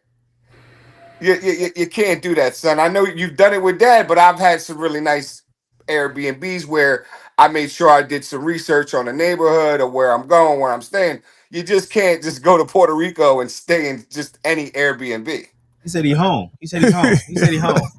Right. He said he home. Thug it All out. right, all right. But I got a question, Danny. I got a question because Okay, go ahead. That was God Miss damn it, me. I I thought it think was we just all me. I think no, it's not just you. Okay. I don't think it's not just I think it's the It's whole like, damn, I Danny. think it's 3/4 of the pie. Who's paying their kids 6 month car So note? they go on Because vacation. not me. Hell to the no. No. No. So Maybe let's you can't take a afford to go vote. on vacation. Let's take a vote. If you would pay 6 months of your kids' car note for they can go on vacation, let's raise your hand. All right. But Danny got it like that though. One of Danny these got it like parents, that. Good. one of these Okay. parents is not like the other. Wow. Wow. Wow. Gee. Wow. So I'm gonna just floor, couch. Go, just First off, I'm jumping in. Yeah, I'm jumping in off the couch because y'all wouldn't let me on the couch when I was younger because y'all got on my darn nerves, Danny and Bobby together. I truly think Bobby liked Danny more than me growing up my whole life, for the go ahead. He record. did. He did. He did. Trust me. He was that you. He was that. I see why though. Ridiculous. Danny take But good care. don't. You know what? See, now you corrupted sitting on that couch. That's a problem. Sipping that water. No, but I wanted to jump in and man, it's different. Because I'm now in my 40s and I was considered to be the young bull. And um watching my kids grow up, because from being a father at the age of 15 and now my oldest is 26 and he's a educator. He works at a school as a substitute teacher during the week, and then he works with youth that are locked up on the weekends. And it's about service for him and helping the kids grow, because he said to me, and this was because ever since I've had real good conversation, I've been real with him as much as I can. And he was like, Dad, when I'm around these other kids, I can see that they don't have what you gave me. Wow. And that meant a lot to me, Mhm. because it was one, now it's his mission to help these young men, young kids, young whatever, he's just there. But at the age of 15, I lost my childhood, my teenage young adult years, and I gave that up. And it was my dream, and I'm mostly on the path to playing in Major League Baseball, and that was good. And when my son was born, I had to make a decision if I wanted to follow my dream and possibly go to school out of state or stay near my son because of our relationship with my relationship with his mom. And I know that during that time I would have lost him. And when I say lost him, I'm talking about she would have brainwashed him. You don't have a dad. He's horrible. Like, this was stuff that was said to my son when he was 2 years old, 3 years old, 4 years old, grew up hearing that, even though I was getting them every weekend. And it's different because I knew I gave up so much, and that was my fear, was that my son or my kids now will give up time of their life because of a decision that they made. And I'm a walking testimony that your decisions don't define you, Mm-hmm. because during that time of 15 years old, being a father, not knowing who I was, let alone what kind of father I was going to be, I'm having teachers tell me, you're a statistic. You're a black man in the inner city and your family's broke. You have no money. All you're going to do is either sell drugs or go to jail or die. This was my English teacher. Told me to my face. And that hurt. And now, and it's the asshole in me, and this is probably the first time anybody ever hear me say this. I now have a bachelor's degree and two master's degree, Mm. and I'm an educator. And I want to go back to that teacher and tell us, fuck you, you ain't shit, you ain't defined me. I did this despite of you. Mm-hmm. But Bravo. instead of me being able to do that, my kids are amazing. And that's because of the work that I put in on me to help them, and they see me. So they're doing that and they're carving their own way. And Mm. from my youngest to my oldest, and all right, my door's closed, so I can admit it. My daughter, she's my star, and she's 13, and she takes on the whole family and knocks out the whole family if she wants. And it is amazing to see the growth from them and watching her on her own take her own planting herself in this world. And I'm excited to see the future. So I have to get off because I want to take some time for me. This is my Right. downtime, but I wanted to say thank y'all. And this was a whole lot of fun, and I truly appreciate But it. And before you go, thank you. I want to congratulate you on where you are. You know what I mean? To go from 15 as a childhood parent to, two master's degrees and doing the things that you're doing, the obstacles that you have are they was extraordinary, and you succeeded, and you're raising your kids and you're doing what you need to do. And so I want to thank you. That I'm not just saying that because you're my pissant little brother, but I truly do. I truly do appreciate that. Uh, The does good anybody? looking one. Whoa, whoa, you break. Hey, I'm the good looking one. Yeah, we See, coming back to oh, you. I never get away from We y'all. all right, Ronald. Bye, because we about to go in on Danny because Uh, I didn't forget you. oh, Oh, I want to leave oh, you my happy moment since I'm gonna leave. oh, okay. We not okay. I'm gonna let you clean your I'm palate. Clean your palate for you because I need to clean my clean your palate because palate. I want to talk about something amazing and astonishing, which is my nephew Little Bobby and his rap album. Make sure y'all go on YouTube, Yes. listen. Make sure y'all go on Apple, listen. But truthful, that's my cleaning my palate is showcasing my nephew and his skills. Appreciate that. Appreciate that. He Love would y'all. too. I'm sure he would too. All right. Awesome. Now let's get back to dirty because I want to talk about this 6 months of goddamn car Carter. note because this is Nah, bothering me. nah, This is in my nah. claw. Because let me tell you something. You Let me trying to tell you see his something. perspective? Let me just start with this, and Eddie gonna understand this because I'm taking a self improvement class, and actually like to make me a better person in life. Mika too. They make me a better person in life. And so I had to write down all my subscriptions and all the money that I'm spending on all kinds of shit. And I'm spending a lot of money in a lot of places that I don't need to be spending money on. Most of it is me, but some of it is my kids too. And I want to get into kids coming back because I got one back. Anyway, uh Your speed. how do we get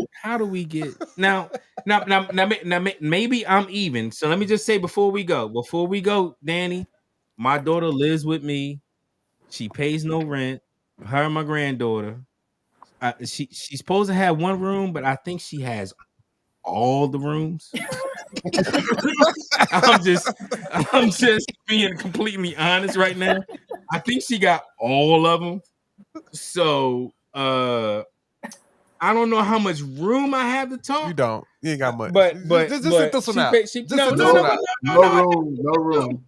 I think I do because I'm not paying 6 No. months of. Sit this one out, Bobby. It's safe to sit this one out. All It's right, okay. okay. I'm Yeah. gonna let the couch talk. Yeah. I'm gonna let the I'm couch just talk. saying. Can I say something? Hold on. This Do is y'all Hold see on, I'm back. Holly's Hold on, hold on. map? hold on. hold I'm on. gonna let Angela go first because she ain't Yeah. talked in a while. Yeah. Angel, Mika, we're gonna go down the list. So Angel, you go. The So couch I'm is gonna do bullet points. okay. I'm not paying car notes. That's what I'm not doing. I do pay cell phones, mainly because Yeah. when I call, they pick up. That's my only requirement. When I call, you Mine pick up. too. I Long as don't I Mine care pay that too. nothing bill. about Yeah. Yeah. anybody else. Yeah. When I call, you pick up. Mm-hmm. I told mine, this is my third bullet point. I told my kids, don't move out and make someone else rich. Stay here with us, save your money, and buy a Ooh. house. Okay. That's what I did. I did pay my mother rent. And when I went to the settlement table for my first house, she gave me all the rent back and Oh, helped me Mm-hmm. like furnish that's the house. that's dope. That's dope. So I'm not charging my kids rent, but I told them, please don't make anybody else rich. Stay here, learn life, because that's what they're doing right now. They're working, they're out here, they're learning life, and then move into your own house. Because when you have your own house, nobody can kick you out. You don't hear upstairs, downstairs, whatever the dynamics of apartment life is. You don't have that. Can I ask a question on that? Go ahead. Yeah, Yes. with the house thing, what are if there were any house rules that you have, being that they're still your house? Because mainly kids get their own house because they want their independence. That's why my daughter moved out. Mm-hmm. She wanted her Yeah. independence because she wanted to move how she wanted to move. Well, they're in their 20s, so just keep the house clean, keep my kitchen clean, keep my kitchen pristine. Like I don't play about my kitchen. Um, don't use my expensive La Crusette cookware. Ooh, Use something else. La La la Crusette. consent. Okay. La Hey, Crusette. don't touch that. All right. Don't touch that. And just be a good person. And what they do in their rooms, that's their space. Just I don't want to smell Oh, anything. Keep it clean and no yeah. weird odors or anything like that. All right, So, Eddie, I'm so coming I to have a you question. next. Eddie, I'm gonna come to Yeah, I have a you. question for her. Oh, Yes. So, go ahead. so sometimes when can you hear me? Okay. Yes, I can hear you. Okay. Yeah. Sometimes when we do that, we let someone say, "Hey, you're going to stay with me and save your money for your house." How are you assuring that they're actually saving money? We have those conversations and I think some another person said I could see their bank account. Okay. I don't touch it. I don't I put into Mm, it if they ask me for something, but I don't take anything out. But I can see their bank can accounts. see it. Gotcha. Mm, Okay. Mhm. Okay. okay. All right. So Mika. Go, What's go, the Dan, you had something? Go ahead. well, go ahead, Mika. Go ahead, because she hasn't talked yet. No, go ahead, Danny, because I'm unclear of what the question is. No, I'm Okay. not paying car notes. There isn't any. You're not paying the No, car note. Oh, okay. All right. I just give want to me a cut in sec. real fast. Holly Williams was saying, "Let me in." Yeah, Could you I'm check trying. that out? Yeah, I'm trying to send it to her. Trying to send it Because to I Thank her. can you. get up off the couch to let Holly in. I'm not rude. You may have to. I think we may be at capacity. Okay, no worries. I'm But out. before you go, thank you for joining us and sitting on the couch and keeping it warm for Holly because she about to jump in here. Love And it. we love you and hope to see you next week and beyond. Oh, awesome. Well, thank you. It was an honor to be here. Oh, Thank you thank so you, much. thank you. How do I leave? Okay, I got Uh, it. all right. Bobby, I'm pro Yeah. Danny. Get up off Bobby, the I'm couch. pro Danny. Okay, let's go pro Dan. I'm Well, pro Danny. Let me I'm tell you why. I think it okay. looks different from each person. It's like Mhm. Philly's sister up there said that she pays the cell phone. So it's like us. We gave ours a whole car. So might as well say we paid the car note because we gave him a car. Right. Yeah, So it looked different. That's why I it say just it's looks it's- different. Mhm. It sounds away when you say I'm paying the car note. And in Danny's defense, It's just for 6 months. We're paying stuff continually, like years. Yeah. So Yeah. it You just know looks what? different. So that's my perspective. It's just I the way like I I see like the way you put that. Mm-hmm. Because the reality is, okay, so if your child would have picked college or a trade school, who would have been paying that? It's us. Yeah, yeah. It's You Student us. know, loans. Oh, let me talk about. I and then told. when they graduate, they'll be in debt. Hold on. Before we go So further, was I. I I told, still made it. let me tell you. I told my kid. it. Oh, here she goes. She's one right here. I told my kid, you can come on in You to want the to side. You can sit on the couch if you need to. I told my kid, this is my. Let me tell you something. My daughter. One thing about daughters, man, they are a different breed. Anyway, I love them dearly. Yes. I told them all. We can talk about that in a second. I told them all, if you fuck up free school,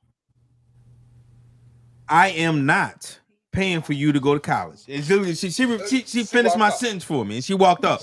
She walked up because she joined the Navy. Pretty simple. Pretty simple.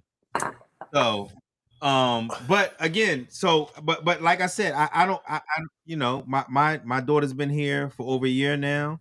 And if you were to quantitatively put that, it's way more than the 6 months that you paid, Danny. Absolutely. And they, I will second Keith on that. He had your back there, Danny, yeah, because I was ready to blast you. yeah. But Okay, now listen to this. Nah, Like she said, it looks different. It looks different for everybody, right? Mhm. I believe the last lady that spoke said that she pays her child's cell phone because when she calls, she wants them to answer. Mhm. yeah, That's her safety blanket. That's her safety net of being able to reach out and touch, right? Absolutely. Mhm. So when your child is deciding to jump on a plane and go abroad, right? You yeah, want to make sure they're not staying in the hood at some Airbnb where they're going to get set up and robbed.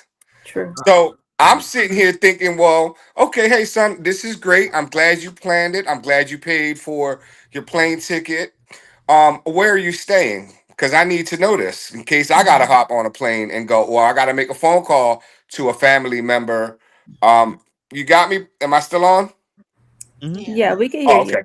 So I figured, listen, if I got to pay $2,000 to keep him safe, I'll pay the $2,000 and help him out. And he's gonna pay for everything else, and he did. He went out to eat, he paid his restaurant tabs, but that's not all I do. I'm like phone for for Can I cell pause for a phones. second? Can We I on pause? the family. I just want to pause for a second. Go ahead. You paying $2,000 for a 6 month phone, but what is I mean for 6 month fucking car? What is he driving? What is he driving? Well, He got a Pinto? He well, got a well. Pinto? Listen. What's my nephew Well, driving out there? What we got to make sure he okay now. I mean, can he listen. make it to work? Listen. I only had to pay 4 months. I only had to pay 4 months.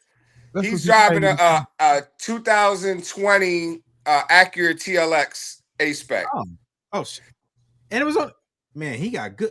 You know what? You put a nice down payment. It's so many nice down payment is good credit. Like it's so many things Yeah. that we go. Like we almost 2 hours in, so I'm gonna just tell y'all right now. We're gonna do another 20 minutes so that way we can all get off Okay. in a manner for everybody because I think we can go on so many different subjects. We can go into credit and how we helped our kids build credit if we did, if we didn't. That should be the next one. I'm in on that. Yeah. How can you? Can, How can you? How can you? Some parents don't know how to do that. yeah, some Yeah. papers don't, and it could be educational, And I could teach y'all a lot about that because I used to sell cars when I got out of the military. That was one of my first jobs. And I moved up the chain really fast. There's a lot of loopholes and a lot of people overpay. And when it comes to credit, the way they do it, it is insane. Y'all would be. I'll shed some light on that, but that's for another day. Yeah. So it's so many different things, and that's what community is here for. We got somebody that's been on the couch. She got a permanent seat on the couch. Miss Holly, welcome, and Thank you. because you back, but this is a new subject, and this is Well, about before you how move on, can I just say one thing? Because I was absolutely. good listening. I was on Facebook. I was listening until Danny chimed in. Thank you. You're Carlo. welcome. Like Come on, always, Milo. let me in, let me in. Come on. So if I just could say actually, just one thing on that because we're moving on. I'm pro Come Danny on. too. And the reason why I'm on I'm this pro Danny, podcast and real I quick. think more we as a culture are not pro Danny, because we're so like, oh, you got to get out there, get it, get it, get it. I hope I But didn't ruin it. you look at the Caucasian culture, the Asian culture, they set their kids up, they give them money to start businesses. They help them get on their feet. They don't always expect their kids, especially if they have it and they're able to do it. You won't see their kids out struggling like you will ours. We're more apt to let ours find out the hard way than to set them up financially. Say, okay, here's $1 million, go start your business. You know what I'm saying? So that's all I wanted to say. So I'm pro Danny, absolutely. Buy the car, pay for the trip, the whole nine. But I only got one son, so But that's at cool. the same point, you got to have the capital to be able to do that. That's the only Exactly. thing. That's the only thing I'm gonna add, and I'm gonna leave it up to the Yeah, couch. I'm only Anybody believe would I like am. to talk Yeah. about what Holly had to say, or go from there?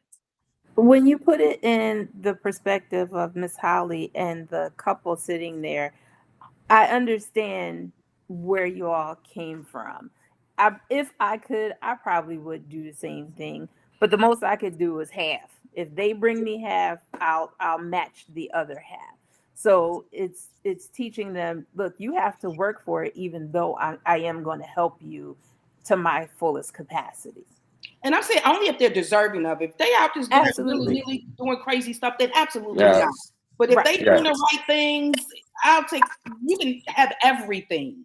Because one thing I Absolutely. will say, and I'll leave it alone, shit, because I know I got in late, It's all is you got to set your children up for success. Because I don't care how successful you are. If your Yep. children are not successful, your success means nothing. Nothing. So it's important to Absolutely. set them up for success from the beginning. I could be without all day long. If my son is doing good, I'm good. Mhm.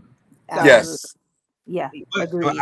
I also want to say this: our kids make their own choices, and we Mhm. can't be responsible for that. And you can't live your life thinking, "Oh man, my kid is not doing what they supposed to be doing. He got this going on. He got this felony, all this different things going on." You taught them and raised them right, and I don't think it's for anybody I'm talking about on the couch right now, Mhm. but it's the people that may be watching. Like, you taught them and raised them right, and because of the choices that they made, that's not your fault.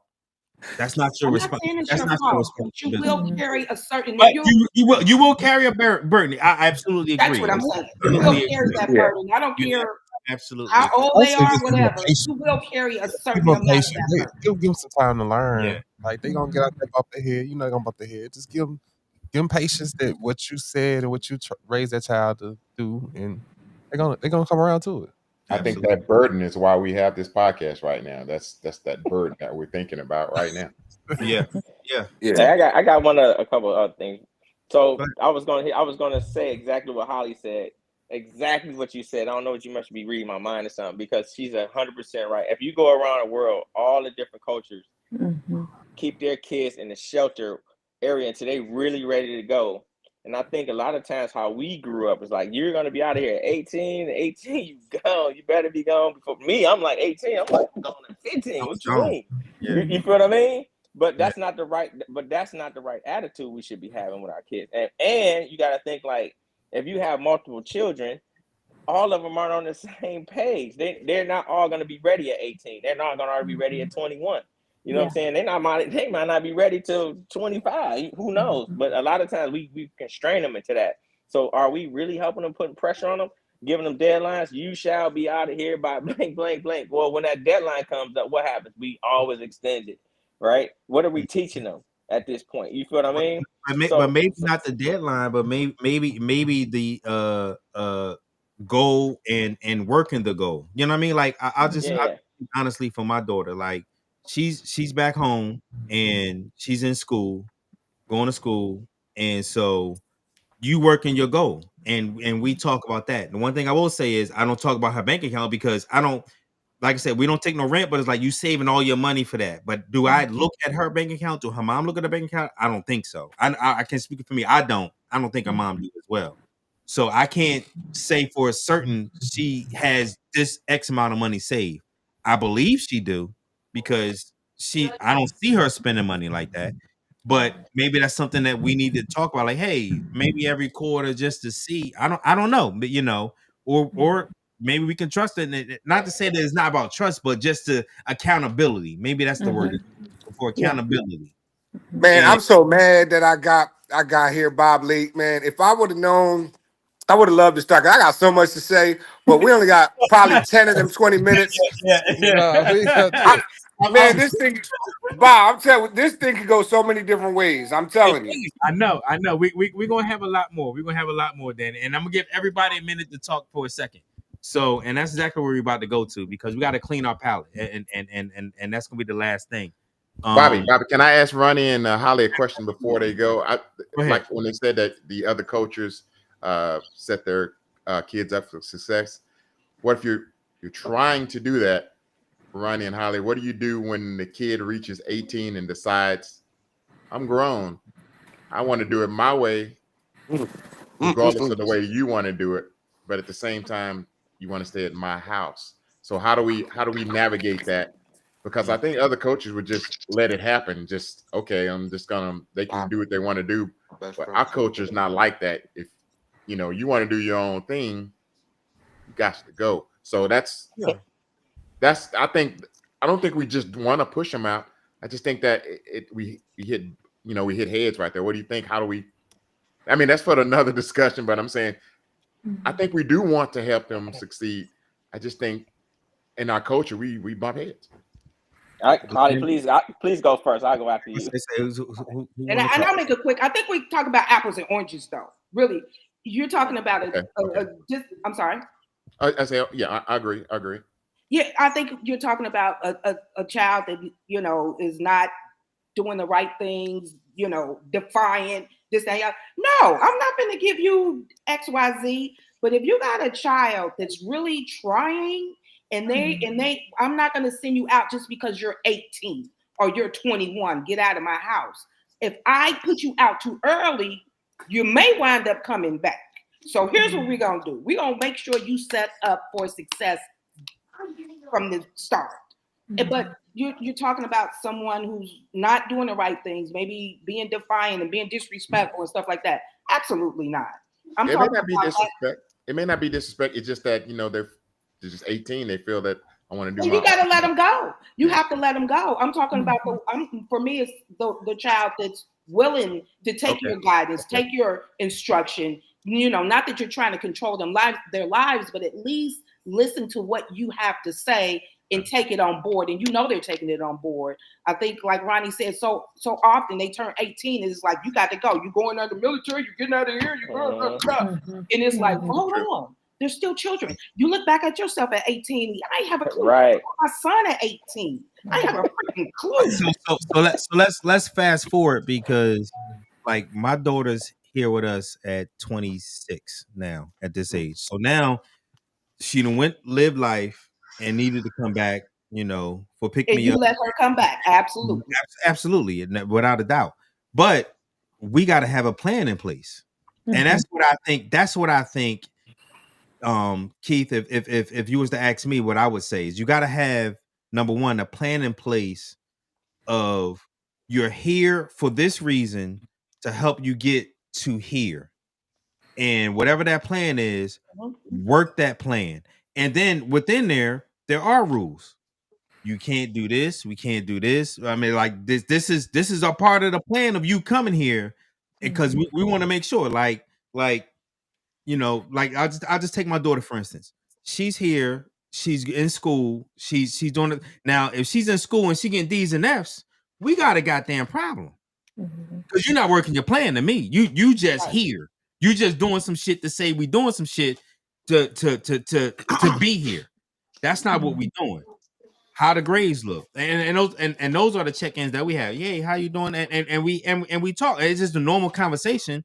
There is no consequence for me right now because it don't need to be a consequence, and I don't foresee that because she's working a plan and she's making things happen. You know what I mean? And so maybe come up with that plan. Like you're here for this reason to get like if it's strictly for money, like she's cool with her job, she's cool with her career, whatever, all of that.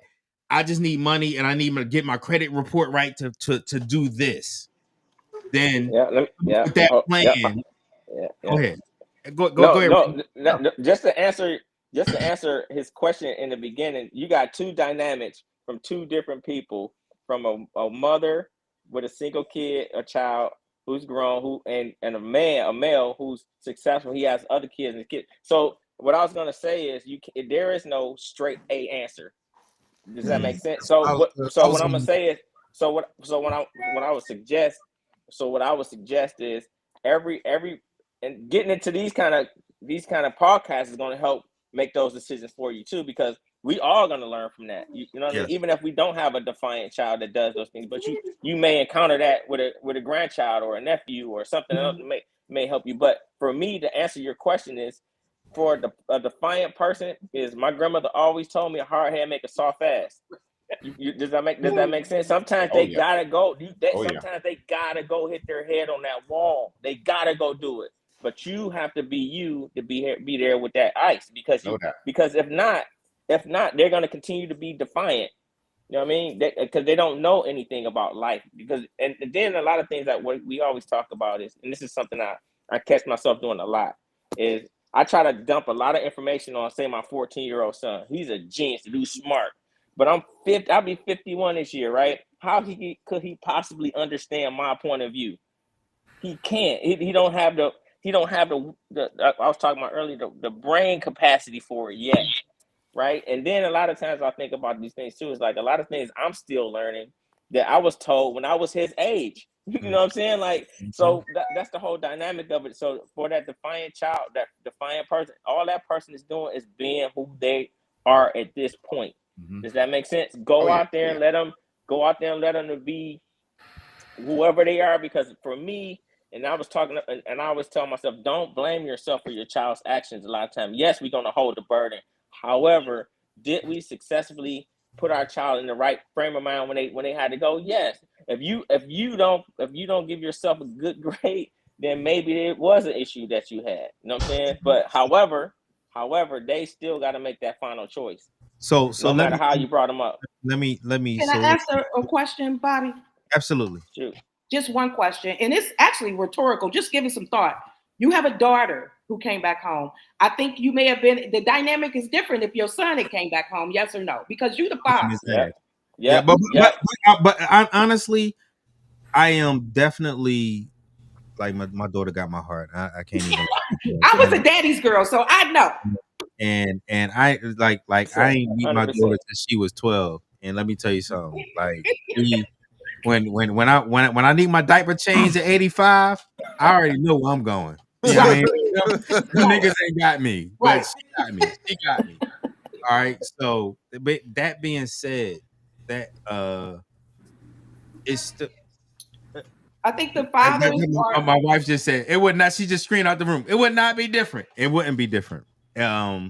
Like it's because still your wife, the mother and the son that's true. She's dynamic strong, is and different than anybody the know my wife. My wife father is and the my daughter. wife is an alpha woman. Correct.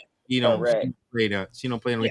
But besides that, even me for myself, like we have to like it's. I think it's different 18 to 20, 22, even if they never left the house, then when they come back at 24, 25, 26, 30, even whatever age you want to come up with, because you had a chance to go out there and make it on your own.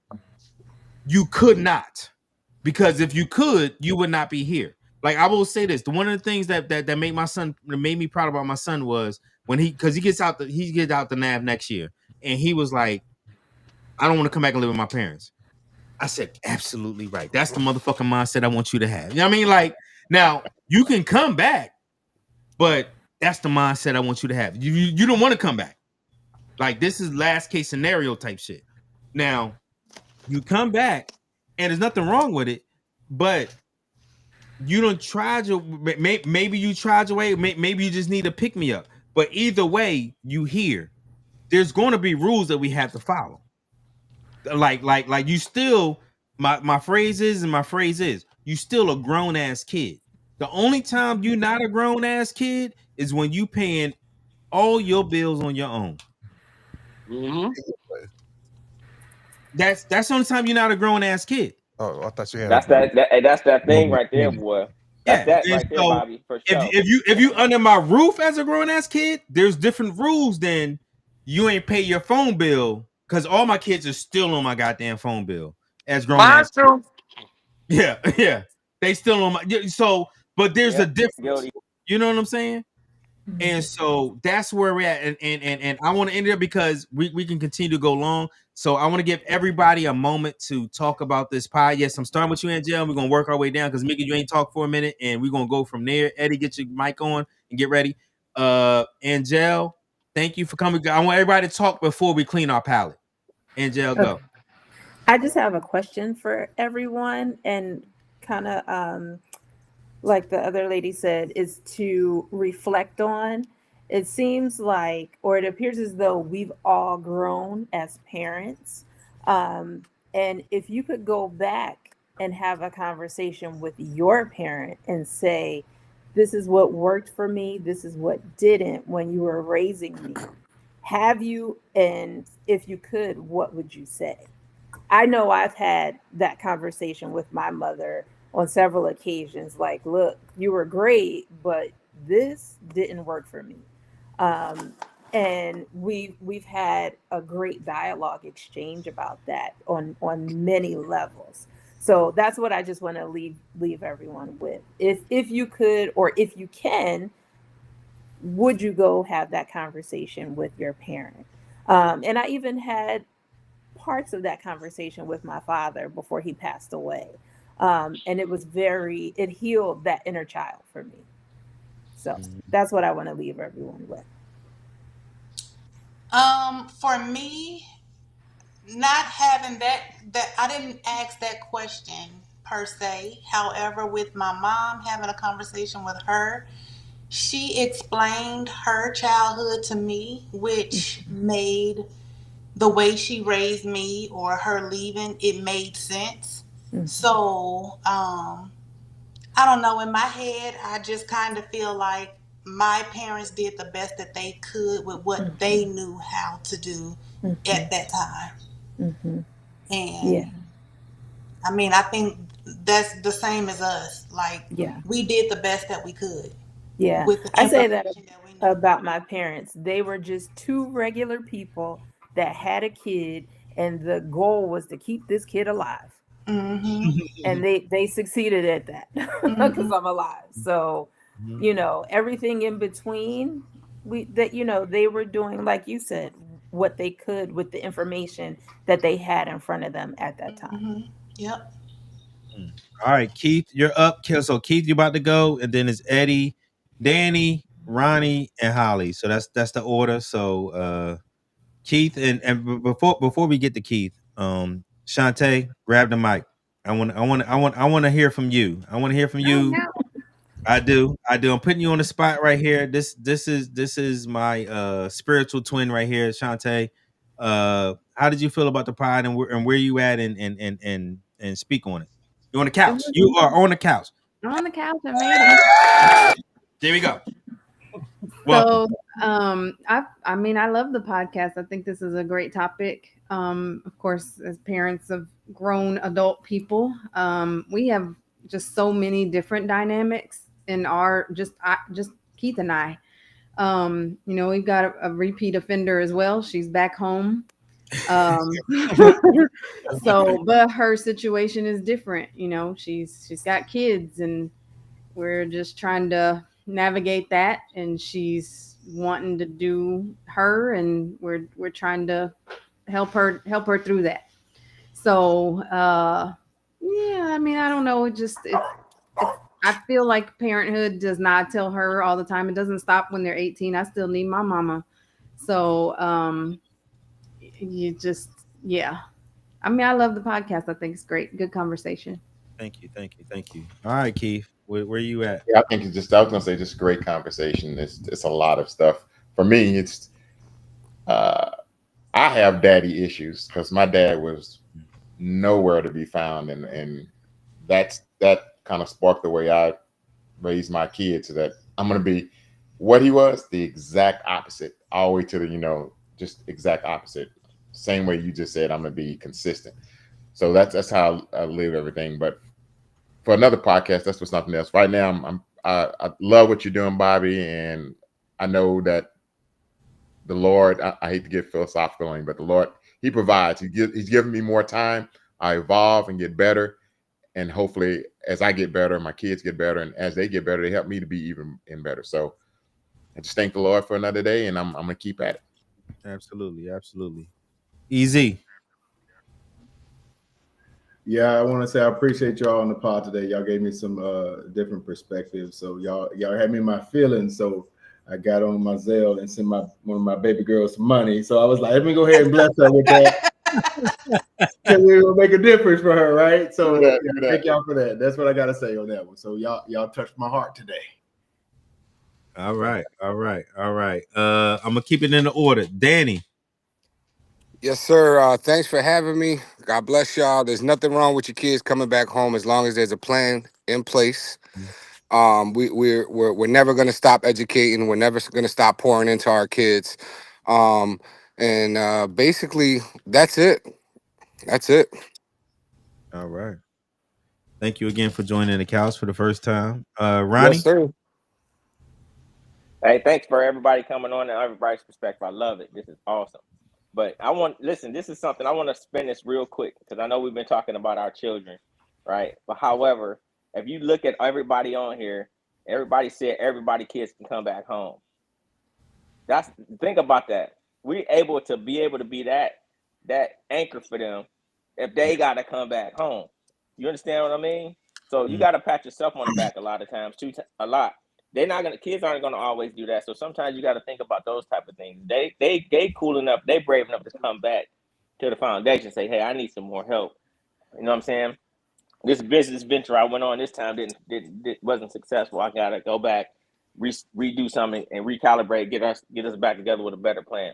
So I want to commend all of y'all because if you think about that part, this foundation in itself is what grows those leaves and those branches, and those leaves and branches are the ones gonna make the tree grow even better. So thank you for all these perspectives, and always think about that too, as what we're talking about, like when we're talking to ourselves, our kids, or whatever. All you gotta do is change the dynamic, or not even change the wording in a sentence, and it'll be the same exact information. It'll just be said a different way, and that way things will be more or better communicated. Because a lot of times we talk way over our kids' head, way over it, because we think of globally. They still in the backyard somewhere. You know what I mean? Like, so we gotta keep their perspective in view to understand where their thinking is too. And yes, they sometimes they do need that little extra kick in the butt to get moving. So thank all y'all for all that. Absolutely, absolutely. All right, so I want to thank everybody for coming on once again. If you, I Wait, didn't if get you my time. get Holly. How about Holly oh, leave? Holly, I'm And sorry. my Oh turn. man, God damn, don't Yeah. mind me. I'm sorry. I'm sorry, Holly. All Oh right, no. Holly, your turn. What I just want to echo Thank what everybody already said. These conversations are amazing. I was driving home. I'm like, oh man, I didn't walk through the doors at 6:10. Had to come in here and do some things, but I was listening on. I'm like, I gotta listen in. I gotta listen in. And then thanks, Danny, for saying that. So I was like, oh no, I gotta get on here because it was nice. These conversations are thought provoking, the whole 9 yards. The one thing I want to say is, we as parents, we all, and it's cliche, kids don't come with an instruction manual. Get it? We all learning. And the thing that I had to learn to give my parents grace. My father raised me, but I had to learn to give him grace because him being a single parent as a man was probably tough for a young little lady or whatever.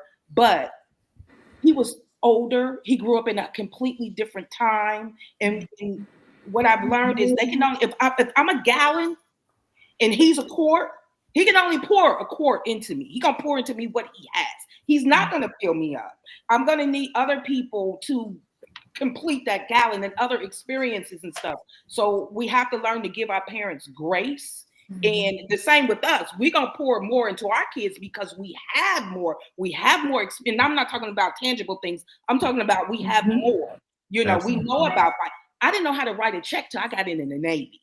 I didn't know nothing about no bank account. I didn't know nothing about no stocks, no bonds, none of that stuff. So my parents couldn't pour that stuff into me because they didn't know. They was taught to grow up, go get a job, work for somebody, and pay these bills and make sure you don't die. Right? we Mhm. are able to pour more into our children. So therefore, we have to learn to just give ourselves grace too in that whole aspect, because we make mistakes. I made plenty at 18 with a young son. Luckily and thank God, prayerfully and thankfully, he turned out to be a pretty decent young man. But I think that's the thing with us, is just knowing that we have more to pour into our children than our parents necessarily had to pour into us, not because they didn't want to, it's because they didn't have it. Yeah, Thank absolutely. you. Absolutely. That's well And said. very well said. And Citron? Hey, I would just like to say, just sitting on this couch and listening to everybody, every everybody has a great point of view. Each have a different background, but we still turn to be out all right. Have a little grace for them too, the kids. Like Mhm. they'll Yeah, figure it out. yeah. Yeah. Just like you did. I mean, I heard about you wilding out. We even heard, what is it, fella raised by his brother and sister, Yeah. raised by Yeah. Yeah. grandpa or grandma, Yeah. and his Yeah. uncles. Like everybody has a way, and ain't no right way to do it. But understand, they're gonna figure it out. Absolutely. Absolutely. If they don't, you gonna still love them. Absolutely. All right. Regardless.